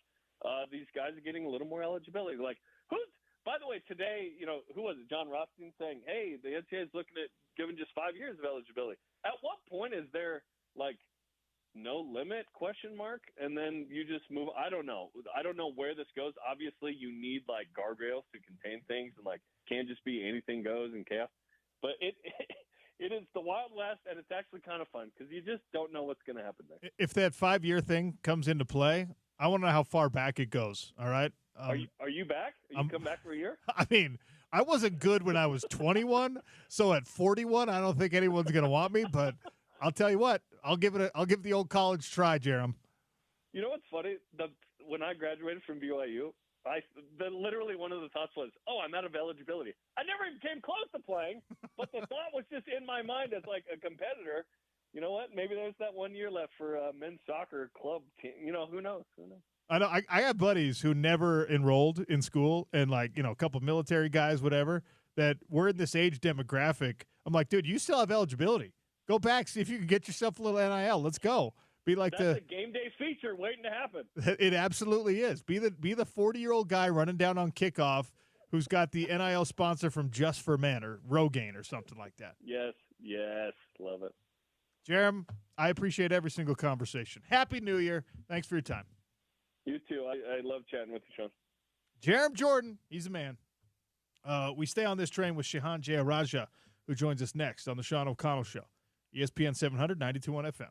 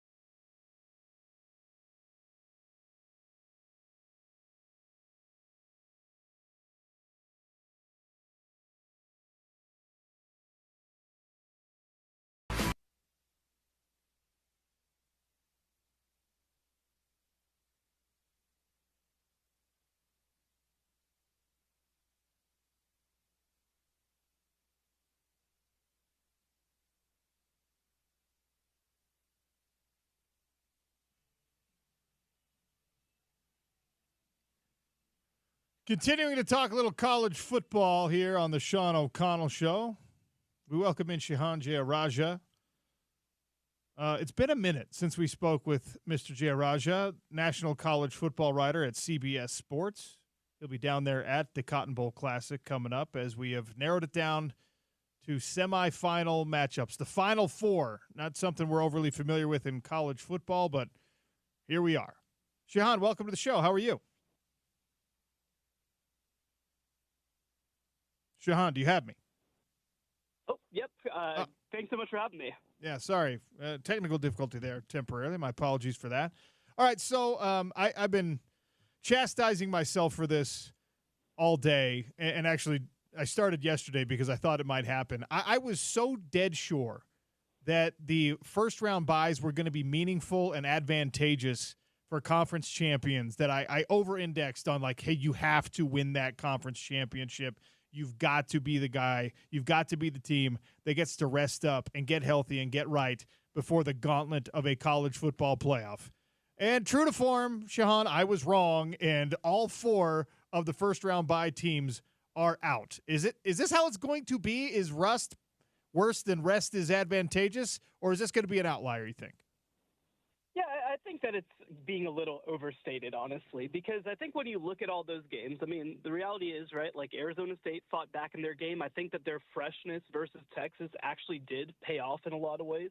I mean, with that Boise State game, they were double-digit underdogs, and they competed for the vast majority of it. And even with the two teams that were 1 and 2 in the country, I mean, I don't know necessarily that being in a better rhythm would have prevented something like 34-0.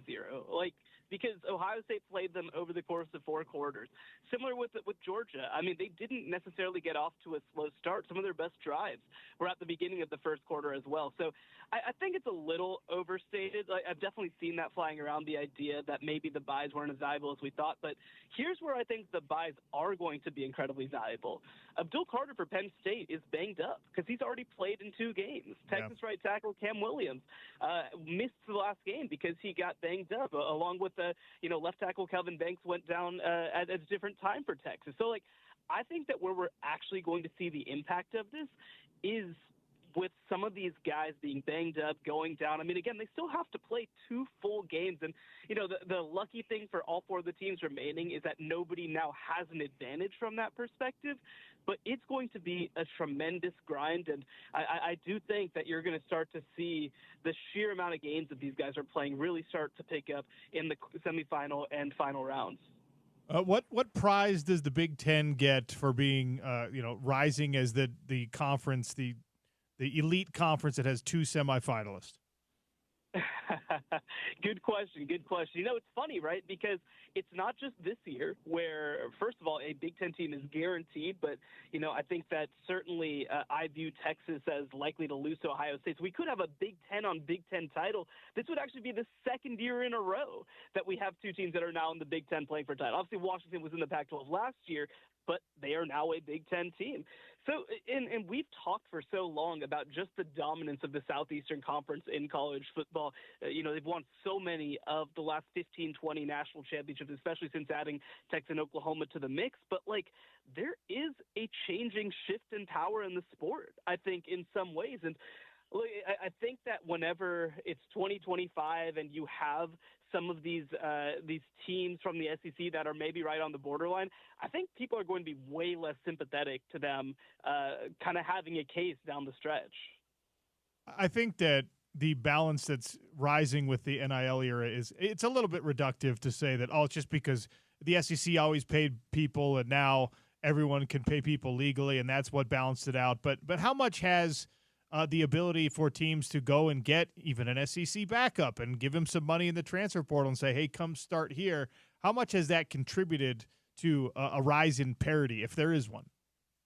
Yeah, and I want to be clear, right? Obviously, we're not in a situation where Akron is winning the national title by any means. No. I do think that we're in a position where we've gone from 2 or 3 teams are legitimately that top level to now maybe it's more like 9 or 10 teams. And again, it might be different teams every year. We got so used to the idea that Alabama is just permanently one of these teams, that Georgia maybe is becoming permanently one of these teams, that we haven't necessarily considered the idea that maybe it's not always going to be that way. Maybe there's not always going to be sort of this permanent upper class. There will be individual teams. Like, I don't think Ohio State is going to fall below that, but I do think that we're going to see a little bit less consistency. So a couple of factors that I think factor into it. You mentioned, I mean, I do think the NIL era is significant. You see a version of it with Bryce Underwood being committed for a long time to LSU and Michigan swooping in with money at the last second. And the reality is, I mean, if some of these northern programs are ready to spend without abandon, like, there are some very serious, well-moneyed fan bases that I think will be able to leverage some of that. It won't be all of them, but it will be some of them. Another thing, too, and you kind of referred to it, I think that there's a level of patience in the Big Ten that actually pays off in a lot of ways. And what I mean by that is, I mean, in the SEC, it's sort of a constant churn from a roster perspective. It's okay. I mean, even yesterday, for example, I saw some people on social media kind of asking, like, well, does Georgia need to bring in a transfer quarterback in order to lock up that position? I mean, I thought that Gunnar Stockton played really well. And I think that there is this lack of patience at times among the top teams in the SEC, where there's always this idea like, well, we can do better, we can get better, we should churn these guys. You know, guys come to campus and think, well, if I'm not starting right away, I need to get out. I don't think it exists exactly the same way culturally in the Big Ten and really outside of the SEC. So, again, a lot of factors I think are contributing to this. But this is, I think, the moment of not just the North necessarily coming back, but also I think developmental programs are going to be at a really big advantage. How distracting is an alleged $6 million transfer offer sitting on your dad's desk or whatever for Quinn Ewers, who's still trying to compete for a national championship?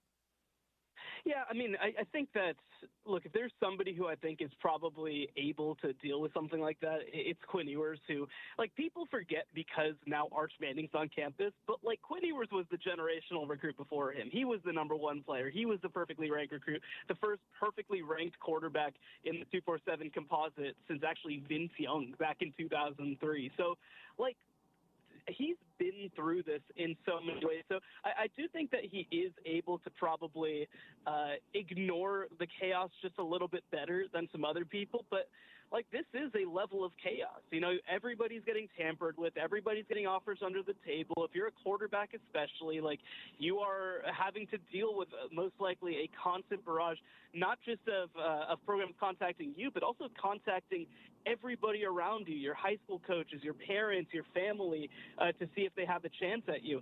Now, I think for Quinn Ewers, too, like, he hasn't made it official. I would be shocked if he does not enter the 2025 NFL draft. I think that he is ultimately going to go pro. He started for multiple years at Texas, and I think that he's starting to reach the limits of what college development can do. It probably is time for him to move on. And again, like, for whatever you want to say about some of the limitations and struggles that he's had, especially with his deep ball passing, I mean, this is a guy who led Texas to its first Big 12 championship in 14 years and then went right into the SEC and led them to the SEC title game. So I do think that his poise really is significant in these moments, and I think he's handled the moment really well. Shahan Jayaraja, national college football writer for CBS Sports, is my guest here on the Sean O'Connell Show on a Friday, talking all things college football as we are down to the final 4 semifinal matchups for college football's 2024 season are set. Interestingly enough, I think it's the top 5 vote getters in the Heisman Trophy conversation are all out of the season now. So who is the biggest star left in the remaining 4 teams? Who's the must-watch player, or the player that, you know, his team leans on maybe more heavily or extra heavy compared to the balance that some of the competitive field has? Yeah, that's a really, really good question, actually. So the name I'm going to point to, I'll throw a shout out to Jeremiah Smith, the Ohio State wide receiver. He has exploded in the first two games of the college football playoffs, had 100-yard games in both, of course, really decimated Oregon from the start and kind of ended the game almost on his own. I think, you've seen scouts come out and say if Jeremiah Smith was in the draft in 2025, he would be the number one pick right now, and he's only a freshman, so he has 2 more years to play of college football. But, the one thing about Ohio State is that they have so many of these guys that you probably individually depend on players in just a different kind of way. The other guy that I'll put out there is Penn State tight end Tyler Warren, and the thing that I love about him, too, especially heading into this matchup against Notre Dame, is that I think that in the passing game, he's the only game breaker left on that side of the bracket. I don't see Notre Dame as having that kind of player on their roster right now. I don't think that Penn State has that at receiver right now. But what people need to understand is, and what makes him such a mismatch, is that not only is he their best receiver, he's also their best run blocker as well. And so whenever you're trying to come down and put 2 guys on him, well, you're probably actually erasing defenders from the running game as well. So I think that he is just an absolute star. I expect him to be targeted early and often. And, again, Notre Dame has some of the best coverage linebackers and safeties in college football. So I'm fascinated to see how Penn State offensive coordinator Andy Kotelnicki will try to scheme him open. I think this is your bracket, but Ohio State in the old format would not have been part of the college football playoff. And obviously they took a tough road through Tennessee, through Oregon. They would have to get through Texas and then either Notre Dame or Penn State in order to end up as a college football national champion. Are the Buckeyes on their way? I think they are. I actually picked them before the season as my national champion. I picked them mid-season as my national champion, even after their loss to Oregon. And even heading into the field, I picked them as my national champion. And you mentioned it. I mean, their path is so hard. To beat Tennessee, Oregon, Texas, and then whoever comes out of the other side, that is just such a tough path to win 4 games in a row. But to me, this has been, since day one, the best roster in college football. I don't even think it's that close. I think it's actually harder to figure out who the second best roster in college football is because Ohio State is so far ahead of everybody else. They're a team that I think has arguably the best individual defense in the country. And the emergence of Jack Sawyer at defensive end, I think, has been incredibly underrated to their success through the first couple of weeks. And then offensively, I mean, they've got better receivers than anybody. They've got better running backs than anybody. I think at this point, you could make the case they are both the best offense and best defense remaining in the college football playoffs. So just a really complete team.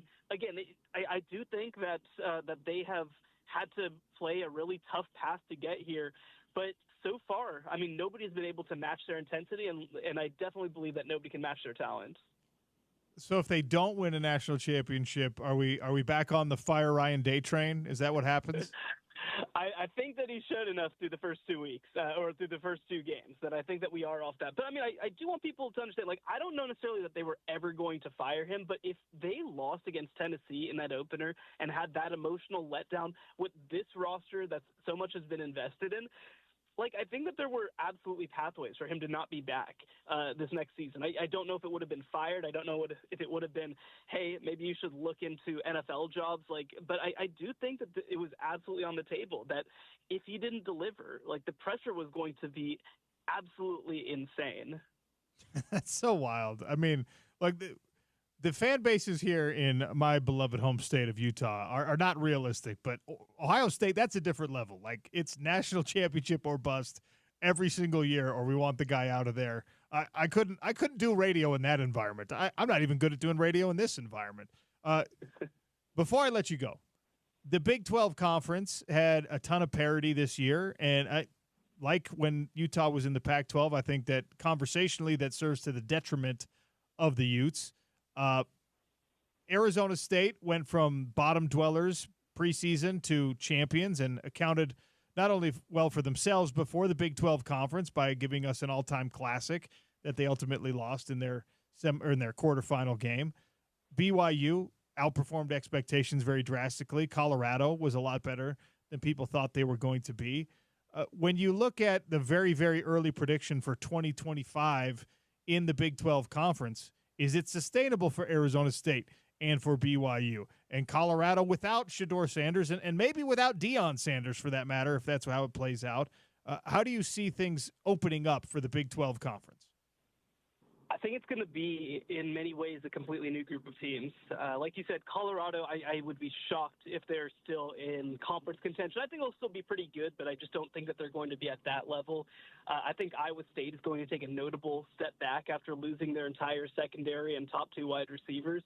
I do think that Arizona State and BYU will still be in the conversation. I mean, Arizona State's going to have to reformat a little bit, but with Cam Scattergood gone. But this wasn't actually supposed to kind of be their peak team. They still have a lot of underclassmen who are going to be a part of this roster, including wide receiver Jordan Tyson, quarterback Sam Levitt, a couple of key guys on the offensive and defensive line. So I think that they and BYU will probably be a part, but I expect that somebody is going to jump up from that bottom half group. Will it be a Baylor? Will it be a Texas Tech? Will it be, again, there's just so many teams that I think have an opportunity to improve year to year. Now, Brett Yormark said, the Big 12 commissioner at the Big 12 championship game, look, we don't want to just be a parity conference every single year. We want some brands to establish themselves and step up and become recognizable on a national stage. But, again, we're very much in the sorting process of that. And I think that in these first couple of years especially, there's going to be a lot of movement. Well, fingers crossed that there's upward movement for a University of Utah team that was historically bad this last season. We are the home of the Utes here on ESPN 700. And, Shehan, I really appreciate your time and your insight. Enjoy the Cotton Bowl. Thank you so much for having me. Shehan Jeyarajah, college football insider over at CBS Sports, fellow girl dad also, if you pay attention to what it says on his X bio or Twitter bio. Still can't get used to calling it X. I'm old that way. All right, 8 minutes from now, Sarah Todd is going to join us to talk some hoop in studio. She's also going to be sticking around for the airing of grievances. I hope James has been prepping her for the airing of grievances, which, of course, happens every Friday at 1:30 Mountain Time. So get those ready for our Dish Pros text line at 877-353-0700 and at Real OC Sports. Utah Hockey Club, a little talk about them. That's coming next on the Sean O'Connell Show. It's ESPN 700, 92.1 FM.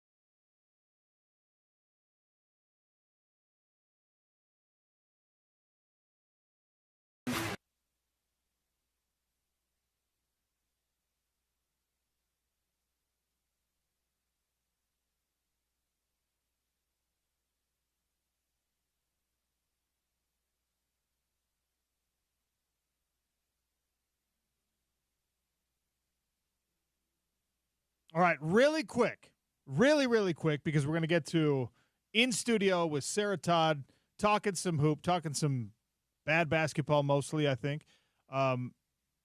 Unrelated to bad basketball, wink, wink. Your chance to see Running Utes home games at not at Rice Eccles, up at the Huntsman Center, 33986. Text Utes to 33986, win a pair of tickets. Utah Hockey Club. What a segue. Yeah, not my best. What a segue. Utah Hockey Club back in action last night against the Calgary Flames. One of, I think, fun fact, James, one of 3 NHL logos that are only 2 colors. Oh, NHL expert, Sean O'Connell. Well, NHL logo expert. Yeah.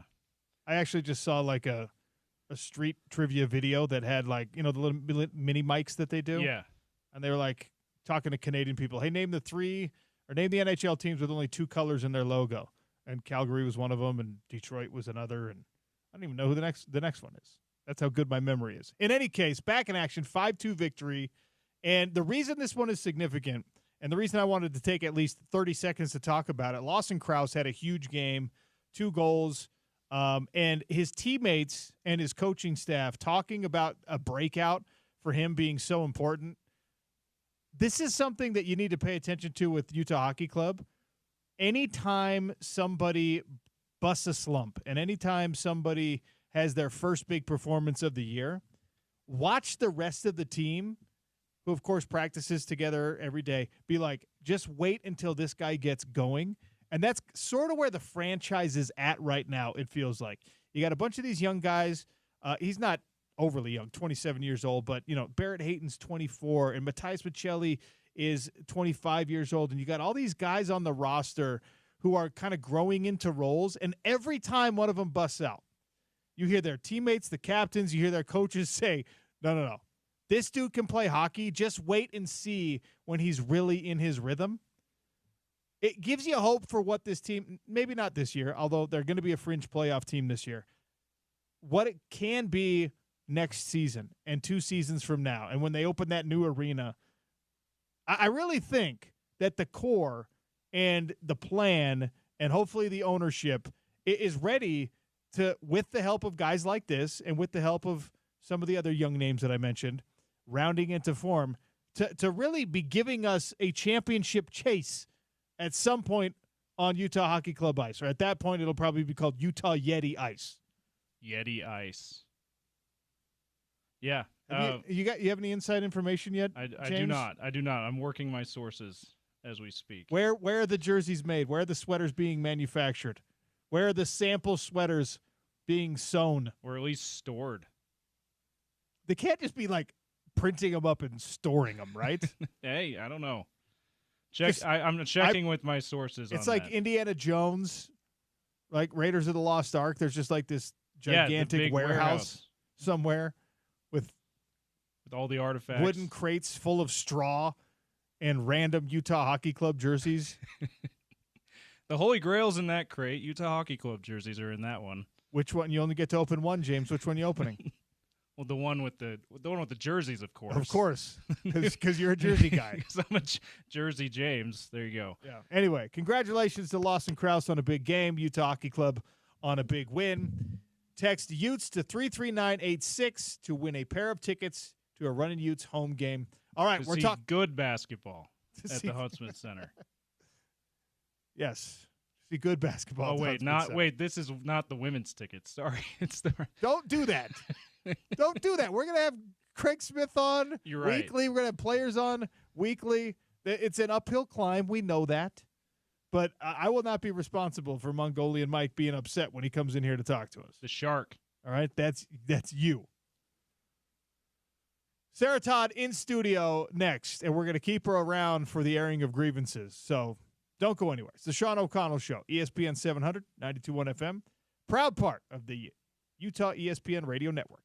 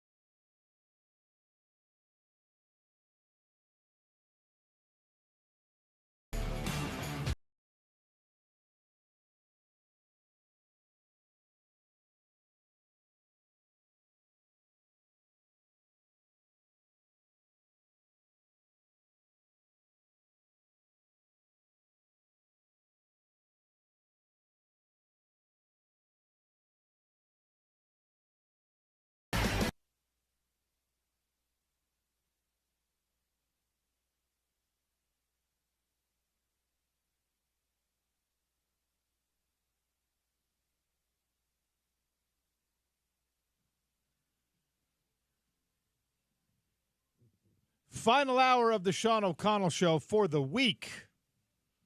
And then, hate to break it to you folks, next week it's back to normal. The holidays are done. All right, you got a full week of work, and that means a full week of me next week as well. We'll break it up with an airing of grievances in 23 and a half minutes. James, you know how serious I am about staying on clock, so exactly 23 and a half minutes from now, we'll be airing grievances, 877-353-0700 at Real OC Sports. Right now, we're lucky enough to have in studio Sarah Todd, Jazz beat writer over there at Deseret News. Welcome. How are you? Thank you. This is my first time inside of a radio station in like almost 10 years.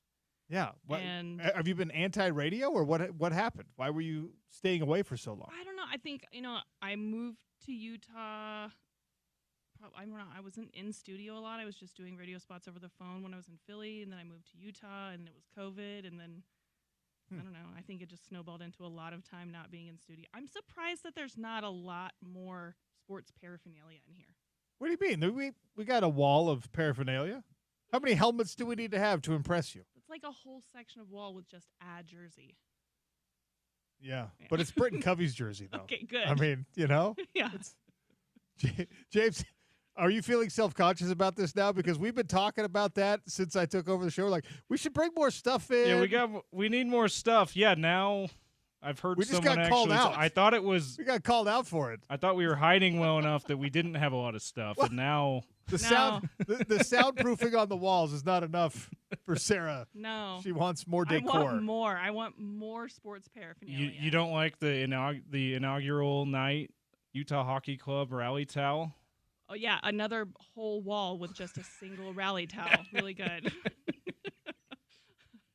We're working on it, okay? All right. Well, the YouTube channel. Sorry, that wasn't my live. grievance part. The airing of grievances is coming. All right. You're not supposed to be airing grievances with our interior decorating skills right now, Sarah. You can check out our paltry decorative skills on our YouTube channel. And you can, of course, Sarah made sure she made James come in and give the best angle, right? That's the right thing to do, because this camera normally is trained on me, and it's full profile. Right. I'm very handsome from the front. I look like a troll from the side. Yeah. I don't know. It's got to be some sort of disorder where you're like, from the front you're okay, from the side you look like a different human. I did not shower, get ready, hair and makeup to be looked at from the ear. Okay. So fair. It's fair. All right. Let's talk a little hoop, if you don't mind. So the Utah Jazz, are they doing it right? We haven't gotten your perspective in several weeks on this. Are they doing it right, trying to balance this hey, let's develop this young core, but not win too many games? They're not winning a lot of games. So as you observe, which is your job, would you say they're doing it right? I mean, they're certainly losing games, which I think is the correct thing to be doing right now. Yes. I think if you look at the number of games that they've actually been in competitively, it kind of gives the feeling that they're doing it the right way, that they have some young players who have flashes here and there. They're also showing off, John Collins having a really good season, which is a little bit of a surprise coming into this year. I think he's shooting over 42% from three this year. So that looks really good if you are trying to highlight guys for the trade market. And if you're trying to develop young guys and bring them along slowly, you don't want to throw them all to the fire, all at once. You don't want to have 5 rookies playing on the floor together at one time. And so having some guys that you can mix in with that is good.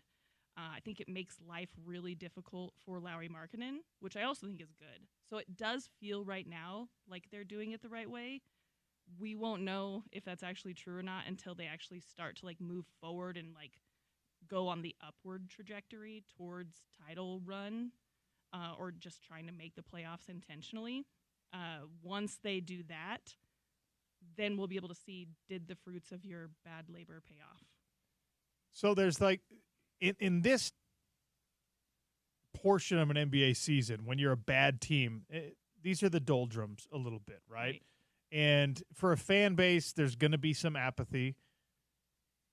What is the next phase of this plan to stink, but to stink the right way, that could at least spark a little interest for Utah Jazz fans? Is it unloading good players via trade and evaluating the assets you get back for them?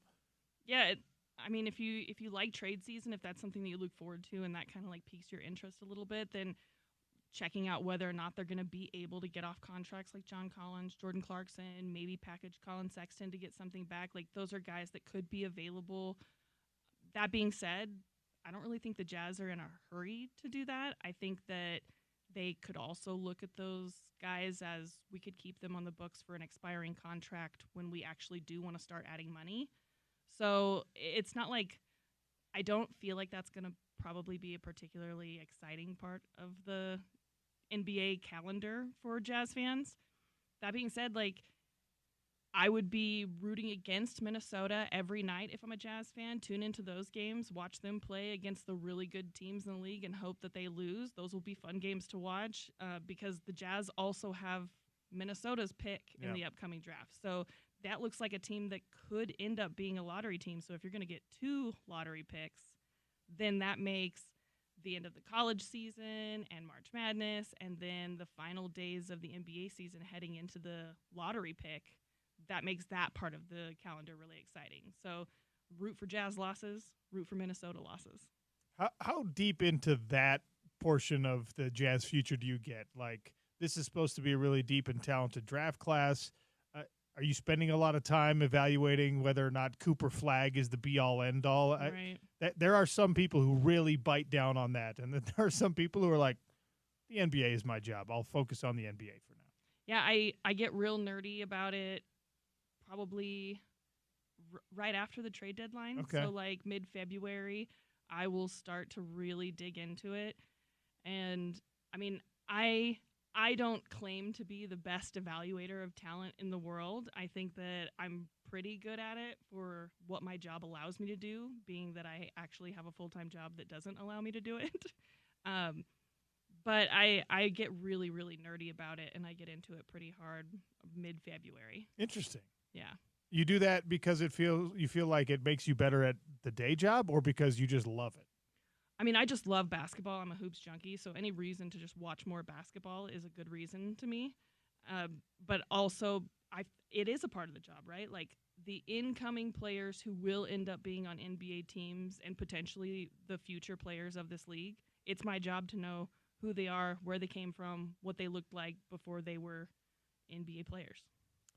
Sarah Todd in studio is our guest here, talking a little hoop on the Sean O'Connell Show. So everybody knows, and I think the fan base here is pretty informed and pretty patient, that this ain't the year.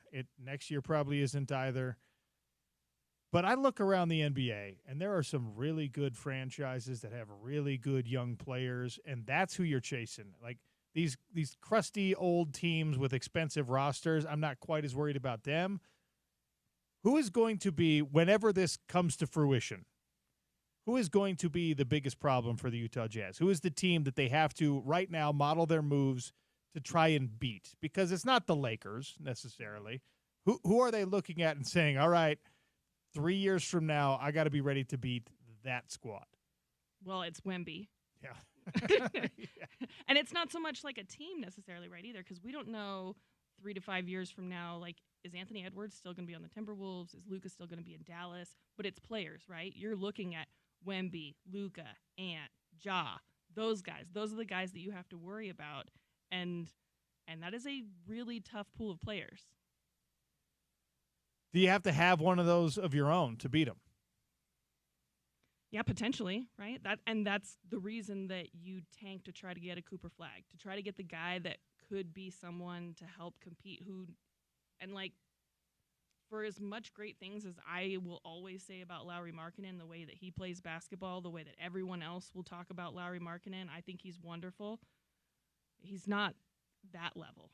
You have to have a guy that's going to be the number one option, that's going to scare players, that's going to be on the scouting list, and under the scout, there's nothing about stopping. It's just like, everybody try to slow him down. Yeah. How many guys in your mind are that right now in the NBA? I mean, there is quite a few. I think that people talk about elite players, and I think you fall into a habit of maybe talking about Steph, LeBron, like when they were at their peaks, right? And that's a level of player that is beyond, right? And that's probably where Wemby is going to end up. I think it's just at a level that no one's going to be able to reach. But, like, you can't really slow down Luka. You can't really stop Ja Morant from doing what he's going to do. You can't, I mean, even like Devin Booker, right? You're not going to shut down Devin Booker. He's still going to get his. But those are the guys around the league. Like, every team has a guy if there's a team that is trying to be legitimate. No one's going to stop Anthony Edwards from being good. But if you can slow him down, make him work really hard. Where do you stand on SGA?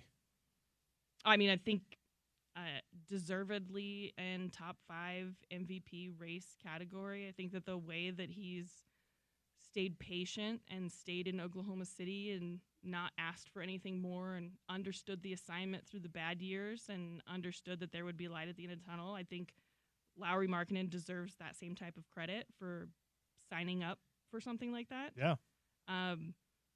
And, you know, as we see guys like Jimmy Butler, I mean, that's topical, right? When things get hard and he doesn't feel like he's going to win, he wants to leave. And so when you have players that can play at that level, at that top tier level, that are okay with staying, that is very, very good. Do not give up on those guys. Jimmy Butler, I'm sure people have heard the sound, seen the video clip, whatever. He basically he said, he was asked point blank, will you be happy playing basketball here in Miami? And he said, I don't think so. He doesn't think he can find his joy for the game of basketball in Miami. And that puts his franchise in a spot, like such a terrible spot when a player goes out and talks like this. Because now you have no leverage, even if he is a good player, because everybody around the league knows, like, well, he doesn't want to be here. You're not going to get anything good out of him, so you're not going to get anything good out of me for him. How does it end in Miami? I mean, how many of the good teams around the league have the kind of money that Jimmy Butler wants to be paid? Right? Like, and that's where the tough decision is. That being said, there's a lot of teams around the league that will see what he did with kind of undermanned Heat teams and how far he was able to take them. I'm not gonna say that Jimmy Butler's not a good basketball player. He's very, very, very, very good. Yeah. And he's 35. Yeah. And so if I were a general manager, a basketball executive, I would look at Jimmy Butler. Even if I had a good team and I was right on the edge of being great, I'd just be like, it's not worth the headache. I don't want it. Because if it doesn't go good, if it doesn't go well to his standards, that's what he said, right? I want to be somewhere dominant. I want to be dominating. Most NBA players don't get to choose that. Yeah. Everyone wants that. Yeah. Every athlete in every sport, every person in every job wants to be able to say that I dominate my competition, whatever that is. And I guess you get to a certain point, and this is where the NBA, more than any other league, is fascinating to me, because the inmates run the asylum a little bit when he gets to this point where you're a guy in Jimmy Butler who feels like your reputation's above reproach, you're proven to this certain level, and then you can make demands, and that some of that is justifiable, right? I mean, LeBron James has been running his franchises for the last 15 years because he's that valuable to franchises. For Jimmy Butler to be saying this at 35 years of age, is it tone deaf? Is it not realizing the atmosphere of the room and people everybody respects your abilities, but you're a dinosaur in the NBA. How many guys are elite players or all-star caliber players 35 and beyond? There's just not that many, especially with this youth movement, this resurgence of all those players that we talked about at the beginning of this conversation in the league right now. Yeah, I kind of fall on both sides of this, right? Because, like, I do appreciate some of the player empowerment stages that the league has gone through. And there is a piece of me that can maybe put myself in Jimmy Butler's shoes or a player like that shoes and think, like, I don't have a lot of time. Yeah. And I'm valuable. You've all seen it. You've all seen what I can do. I took this sorry team and nearly took them to the finals or took them to the finals. And so somebody give me a chance, and, hey, boss that's paying me right now, please let me out. And then there's the other side of me that's like, hey, man, like, there's 30 other teams that have 17, 18 players on the roster, and all of them every single year want to dominate. Like you said, every job, every competitor wants to dominate, and that's just not how the NBA works. It's one team every year. One team actually gets to make it, and you just didn't do it. I'm trying to think. He doesn't. I mean, he doesn't want to provide the team with a list of like suitors or, hey, send me here. This is where I'd like to go, because he believes he can make any team a contender. Any team a contender is that's a stretch. I mean, he's not making Miami a contender right now. Fair, right? Refuted, Jimmy. Your point, Sarah Todd has crushed your point. You're not making your own team a contender right now. So I don't know. I don't want to spend too much time on Jimmy Butler, I guess, but we've seen these situations arise in sport where a guy will want out and a team would rather keep him, but their hand is forced, and it's a lose-lose for everybody because he's not going to get the money he thinks he's going to get. He probably isn't going to land on a contender day one. But he is, though. Is right? he? Like, he probably is. How? Who's going to spend the money? Do this like all you the said, time. It happens in the league all the time. Like, you think, oh, they're not going to do it, right? They're not. Another team's not going to sign up for Russell Westbrook again, are they? And they always do. And it always works out. Like, it always happens. He's probably going to get paid. He's probably going to get paid by a contender. And I just also don't buy the fact that, like, maybe he hasn't provided a list. Maybe he hasn't said it. Maybe that's how they're wording it, right? Like, he doesn't want to provide a list, but his agent did. His agent already did. Yeah. And it's like a 3-team list. Yeah. So the top teams in the East. It's the Warriors, the Lakers, and the Suns. No. How long do you think that LeBron can keep doing this? He said 5 to 7 more years. When did he say that? He said that this week when he turned 40. Here's the thing. I've said this on so many shows, so many podcasts over the years. I will not go against LeBron until he proves me that I should. Yeah. So, like, sure, he's definitely slowed down, but he's still had moments this season even where I'm like, God, how is it possible? I mean, he is. I've made the argument, and I'm not as dyed-in-the-wool basketball talent evaluator as even you are. He is, I think, the great athlete in any sport of our lifetime, because the man has been elite since he was 18 years old. He has lived up to and exceeded a lot of the expectations that were unfairly heaped on an 18-year-old, right? And this matters to me. I don't know if it does to everyone else.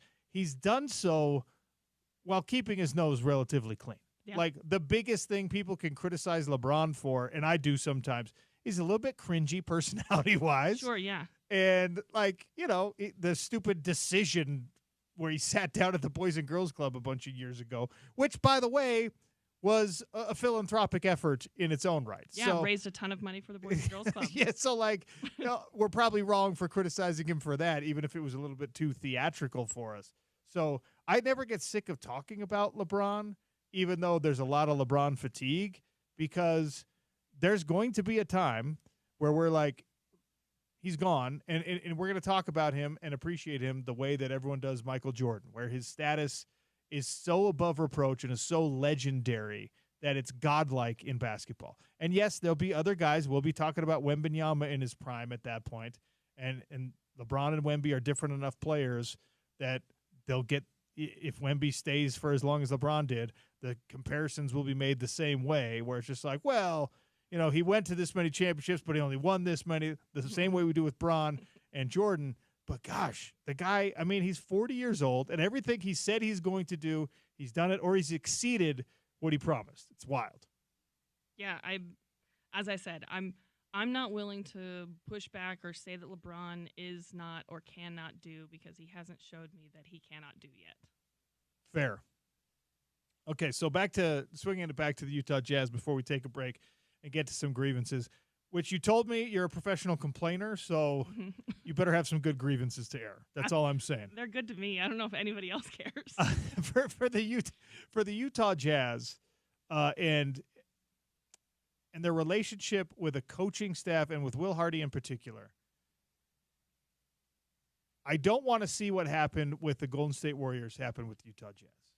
Like, whether you like Mark Jackson or not, Mark Jackson was massively instrumental and huge in building that dynasty into something that eventually became a dynasty. You don't think so? I covered that team. Okay. You were out in the Bay Area at that time? Yeah. We were both there for at least 1 year together, I guess. Yeah. I give Mark Jackson credit for laying the foundation and for putting down some of that groundwork. And obviously he wasn't alone. GM did a great job. Ownership has done a great job there, et cetera. And then when it was time to like, all right, we think we have what we got, or we have what we need now, see you later, and we're going to bring in a guy with zero coaching experience, effectively. Mm-hmm. We're going to bring in Steve Kerr, and then Steve Kerr benefits from all that. Now, look, he's done a phenomenal job, and by all accounts is a great human and things like that, so good for Steve Kerr. Mark Jackson is lost in history that way. If everything goes well for the Utah Jazz, Will Hardy has to strike this balance of like, hey, don't win too many games, even though your job is to win games, but still develop these guys, which, like you said, he's probably doing a pretty good job of now. At some point, you have to say, all right, well, now it's really winning time, though, and you were our losing coach. Yeah, I think the Mark Jackson comparison is interesting because I definitely have a different view of it. Oh, I want to hear your view. I think that the reason that the Warriors had to get rid of Mark Jackson was because it started to become clear that he actually wasn't a good coach. He was good at rallying people and keeping spirits up and like pushing morale into a group that didn't know necessarily where they were going to end up at that time. Okay. And that's really important. That's a huge part of being a coach, the management of personalities. That being said, he was also really polarizing with some players. And Andrew Bogut, primarily, yes. Yeah. And so I think that who was arguably important at the time. Not arguably, inarguably important. He was their best defensive presence. This is pre-Draymond emerging is what Draymond became. Pre-Festus Ezeli, right? Yes. So those things are really important. But that being said, when it came time to do like the X's and O's stuff, he was really controlling. He didn't want to let anybody's voice be heard other than his. And when you're a coach, I think the second most important thing in the NBA after management of personalities is knowing your strengths and weaknesses, because then that helps you build a staff that will cover all of those bases. And I think that that's the part with Steve Kerr incredibly strong at. He was like, don't know defense? Ron Adams, you're up. Cool. And so like he was really, really willing to hand over the reins in areas where he wasn't as strong. To this point, we don't know what that's like with Will Hardy. So far, the management of personalities, honestly, the best I've ever seen. It's incredible that these guys are happy right now, and that's really important, and that they see a future, they believe in the future, all those things. When it comes down to actually trying to winning, will he relinquish control? Will he want to have other guys step in where his weaknesses are? What are those weaknesses? We don't know those things yet, so remains to be seen. All right, fair enough. Sarah Todd in studio as a guest right now, Utah Jazz insider over at the Des News. She's going to stick around. We've locked the door. She can't escape, even if she wanted to. We're airing our grievances next. 877-353-0700. Sports related, non-sports related. I imagine people have holiday grievances that they've been saving up. Air them next at Real OC Sports or on our Dish Pros text line at 877-353-0700. Sarah Todd and James and I, we all have our grievances as well, but we want to hear yours. It's the Sean O'Connell Show on ESPN 700 and 92.1 FM.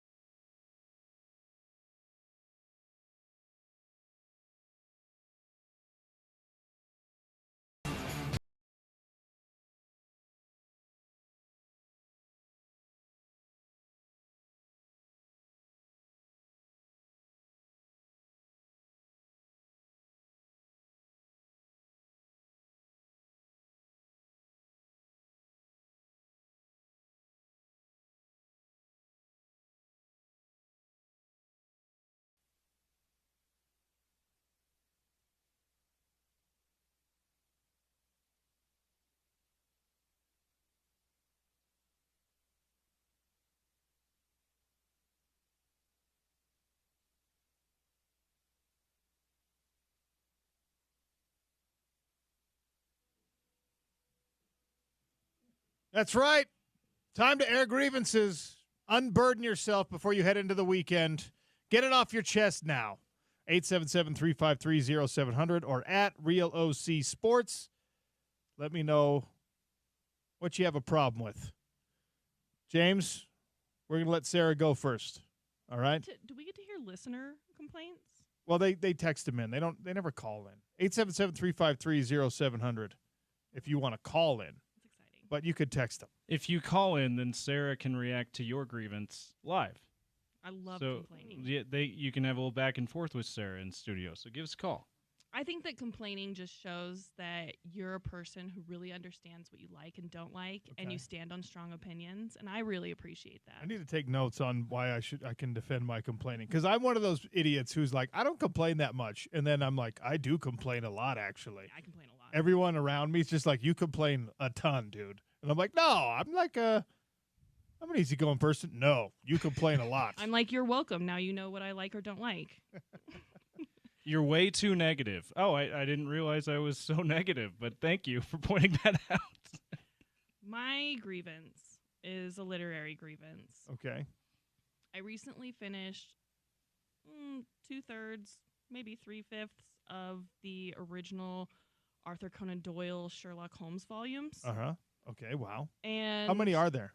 9, I think. Okay. So I did 5.5. Okay. And I'm upset because they're bad, really. And we are lied to constantly, and we're told that there are these great literary pieces, or not even like books, but like constantly we're told that these historical achievements, that the first people to do something, they like deserve respect and admiration and study, and we should read these and really take them in and enjoy them and appreciate them for what they are. But like what it is actually is just like a drug addict who is a narcissist and is really condescending all the time, especially to the guy who's supposed to be his best friend, and he's really mean to him. Plus, I mean, Doyle writes Watson as a guy who's like either a bumbling idiot or like we're shocked that he was clever one time. And that's so unfair. The guy is a doctor. And just the most overt racism throughout all of the Sherlock Holmes volumes. It's so, I mean, not surprising, right? Yes, we're talking about late 1800s. Yes, unfortunately not surprising. But so bad. Like, really, really, really bad racism. And I did not, it's just written poorly also. It is the same story over and over and over and over and over again. And I get it. Some people like to watch Law & Order SVU, and they like to see every episode, even though it's the same formula. I want more out of something that's supposed to be this all-time great literary achievement. Okay, so are you going to finish out the entire original series? Absolutely not. Okay, see, that I admire that because... And that's a big thing for me to do. I'm a big reader. Love to read all the time, constantly reading at least one book, if not more. And I'd say in the last decade, I have not finished maybe 3 books that I've started. Wow. I will go to the end. I'm not a quitter. Can I offer you, if you're into like the reading the classics kind of mode, can I offer you a suggestion? I would love yes, please. The Tarzan books. The Tarzan books. Awesome. And All there's like 50 of them. They're very, very easy, very snackable reads. They're pretty short. Edgar Rice Burroughs, the original Tarzan stories, awesome. Great. They're so good. Not a suggestion I was expecting, and one that I haven't read, which sometimes surprises me. I'm like, I expected for you to say something and me to be like, well, I've already read it. Yeah, and I was also expecting that because I know how much of a reader Sarah is. I'm like, she'll probably have already read this, but I'm interested. I have a literature degree, so like when you were like the classics, I was like, try me. Well, classic, right? It is a loose interpretation. Yeah. Classics, but I love. That's my grievance, though. Science fiction, Let's fantasy. not just call them classics just because they're old just and maybe they were one of the first. Some things don't age well. Sherlock Holmes, though, those are like pretty bona fide classics. Didn't age well, not good stories. Created an entire franchise. It's like, do you think it's because Arthur Conan Doyle was able to create like a serial character that actually made sense to people? And he was like one of the first to do it? one of the first to do it in a country where there was money to publish those things in pamphlets. Like, it had to do with, like, societal setting and what was available at the time. Yeah. And so I think that has a lot to do with it. So in a free market, even playing field system, you think that Sherlock Holmes just never exists? Flop. Whoa. That is a bold claim. Especially coming from a guy. Listen, Arthur Conan Doyle, questionable beliefs at best, but one of like his big ones was he was really into spiritualism and magic and really believed in it. Okay. At a time when it was all being debunked, like when people were having seances and faking ghosts in the room, he was like, "No, I still believe it. I don't care that you showed me it was fake." Wait, that's fake? Yeah. Or he was friends with Houdini, and Houdini was like, "I'm a magician, and magic's not real." And he was like, "Absolutely not." So that's the guy that wrote these. Everyone would cancel him so fast. No, absolute flop. Okay, but the canceling thing, like, it's really difficult to look at people through a modern lens and it come out. I don't care. I'm doing favorably. it. Okay, all right, fair enough.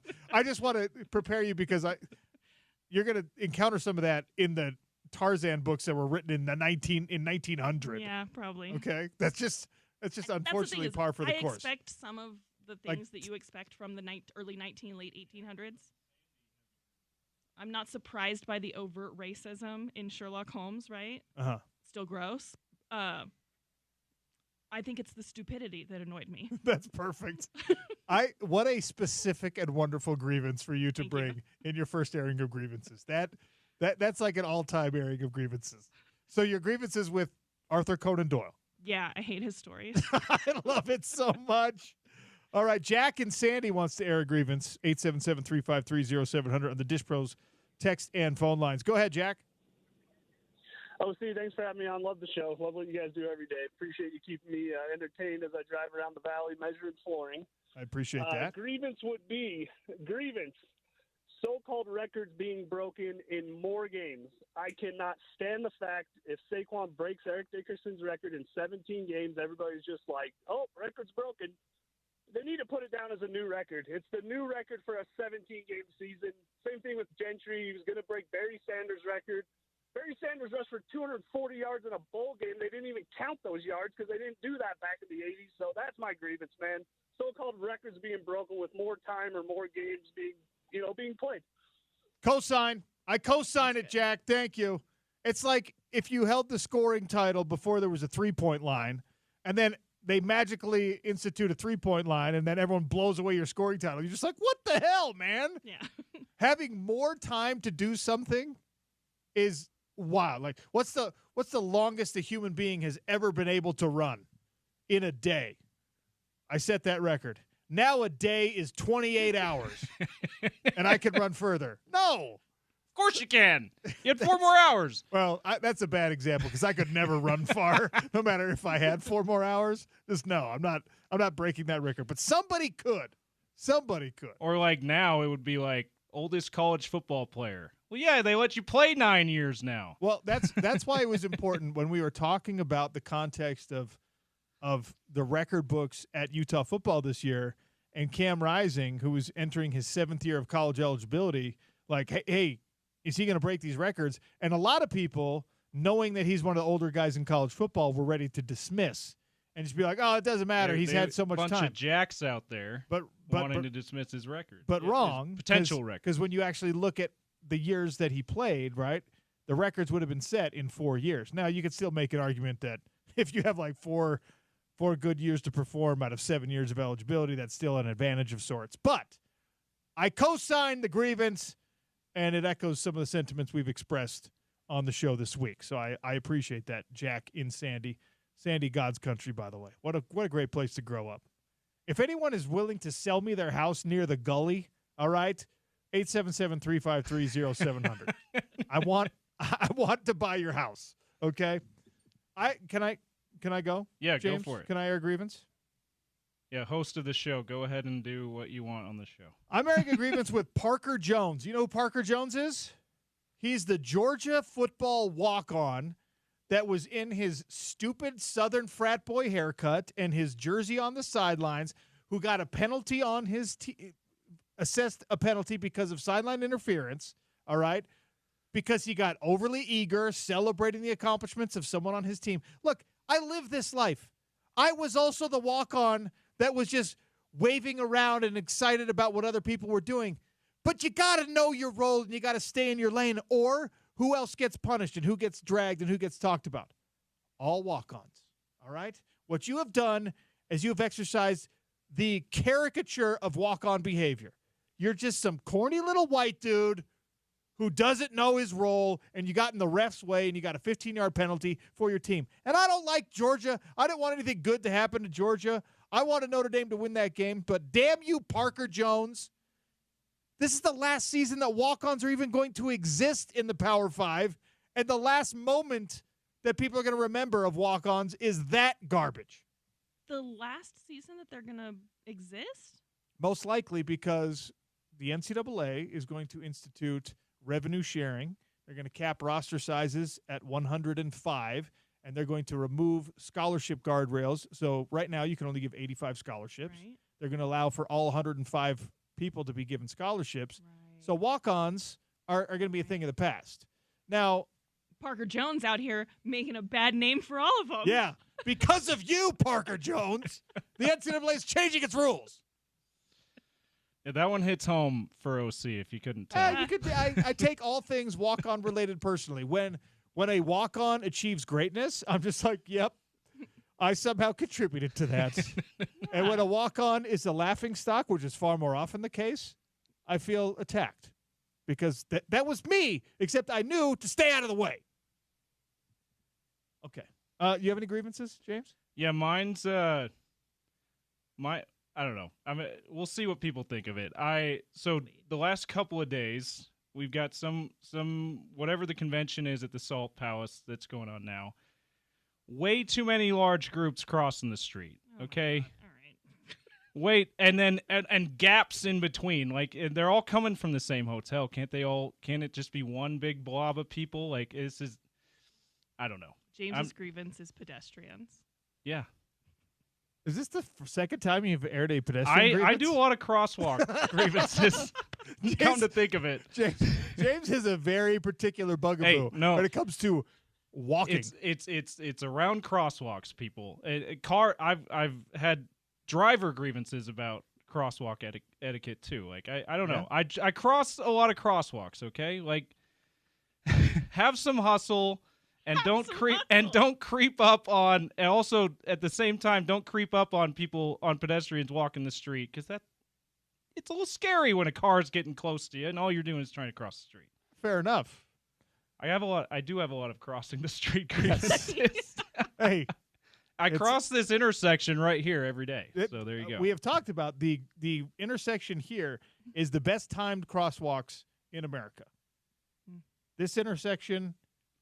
When the light's red, you know you can go. You're safe. You're not safe. Everything's good. It's very well timed. Every other crosswalk should come and do a study at this crosswalk to make sure they time their don't walk signals correctly.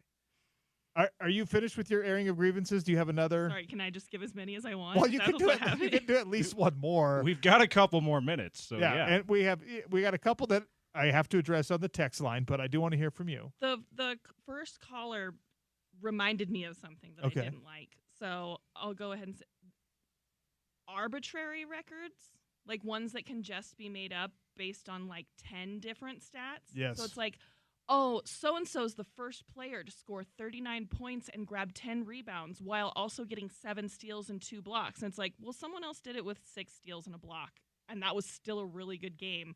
You can't just gather together all the weird stats you want and be like, oh, yep, first one to do it. It's like you could do that literally probably for every player every night if you wanted to. First left-handed player with a ponytail to score 15 points in an NBA game. When it's raining outside. Okay, this is why the Guinness Book of World Records is just a shell of its former self. Because this is what they do now. I watched with rage in my heart the other day when there was some guy setting a world record for using his tongue to stop electric fans. All right. Oh my gosh. You know why that you have the record? Because no one has ever attempted to do that ever before. Yeah, ever. I saw a clip of like some talent show, like America's Got Talent, American Idol, like one of those shows. Yeah. And they set a Guinness record during the taping of one of them, and it was like everybody put underwear on their heads, and so they like had underwear under everyone's seats, and it's like, well, yeah, you had an auditorium full of people. Most people to put under. That's not a relevant record. You know what is Correct. a great record? Tallest man ever to live. Longest fingernails in the world. Yes. Longest finger and toenails. The best fattest ones. twins. All right. The glory days of the Guinness Book when we were kids checking it out from the school library. That's when records mattered. Okay. Yeah. Shout out to Robert Wadlow. Tallest man ever, I believe is his name. Really? Shout out to that silvery bound Guinness Book of World Records for the year 2000. Yes. Own it. Love it. I remember growing up, we had that one. That is the one that sticks out. One. Yeah. And guess what? You remember the show Robin Big with Rob Dyrdek? Yes. Okay. R.I.P. Yeah. R.I.P. to Big Black. Christopher Big Black Boykin, I think was his last name. That guy, like they pointed this out because they were on the show and they were just like, hey, you want to set a Guinness Book of World Record? Yeah, you can just do anything. And he's like, what do I have to do? You have to eat 3 bananas in 1 minute. Yeah. He's like, what? Really? That's it? And he said, anyone could be a Guinness Book World Record holder now. And I hate that. All right. I knew a guy who I don't know if he actually officially broke the record, but he told me he's tried multiple times the record for the amount of times kicking yourself in the forehead in a minute. No. And he showed us, and then he goes, yeah, I get a little dazed afterwards sometimes. Yeah, James's friend. Stop doing that. Not a relevant record. Grievance that players are giving BS reasons for transferring. Be transparent. It works better for everyone. You're fueling the fire of walking back things you already said you believe in. Fair. Okay. My grievance is with you, OC. Not sure if someone needs to give you a hug or something, but you're unable to be positive or optimistic about the Utes or most things in general. You would be able to tell this radio station is home of the Utes because you only spew negativity about them and then sing the praises of BYU. They had one bad year. Lighten up. Hey, you said they were better than the Jazz. I have to push back on that. I have been saying repeatedly that on paper, Utah is facing some struggles right now, and I think that they're going to be fine next year, and there's examples of why on paper is not how you play these games. I said that yesterday. I said that today. I also, through this whole controversy with Kyle Whittingham retiring, not retiring, Morgan Scalley, I was the one who told you that it's going to be okay. That, yes, it's far from perfect, but that at the end of the day, this is still Utah football, and the culture can survive. So I'm not just going to sit here and blow rainbows up your behind about Utah football. It was a rough year, but come on. Yeah, also, Sarah can relate when covering a team who doesn't have a very good record. Like, how many positive things do you have to say? Also, like we were talking about this before going on air, covering a team that's not good at basketball, great. Because covering a team that's really good at basketball, when everything's good all the time, how many times can you get on a microphone, write an article, do any things, and be like, guess what, guys? Still good. Guess what, guys? Still awesome. Real good, guys. But, I'm gonna do a better job of taking constructive criticism, 7516, and I'm going to do my best to lighten up. You know what? Here's what I'm excited about for Utah football. They have a well-established, phenomenal, productive running back on the Their defensive line, which is typically a big-time strength, interior defensive line, has established, deep, and experienced players Every single year, Utah football has an elite wide receiving core, and 2025 will be no. See, I'm trying to be a realist here.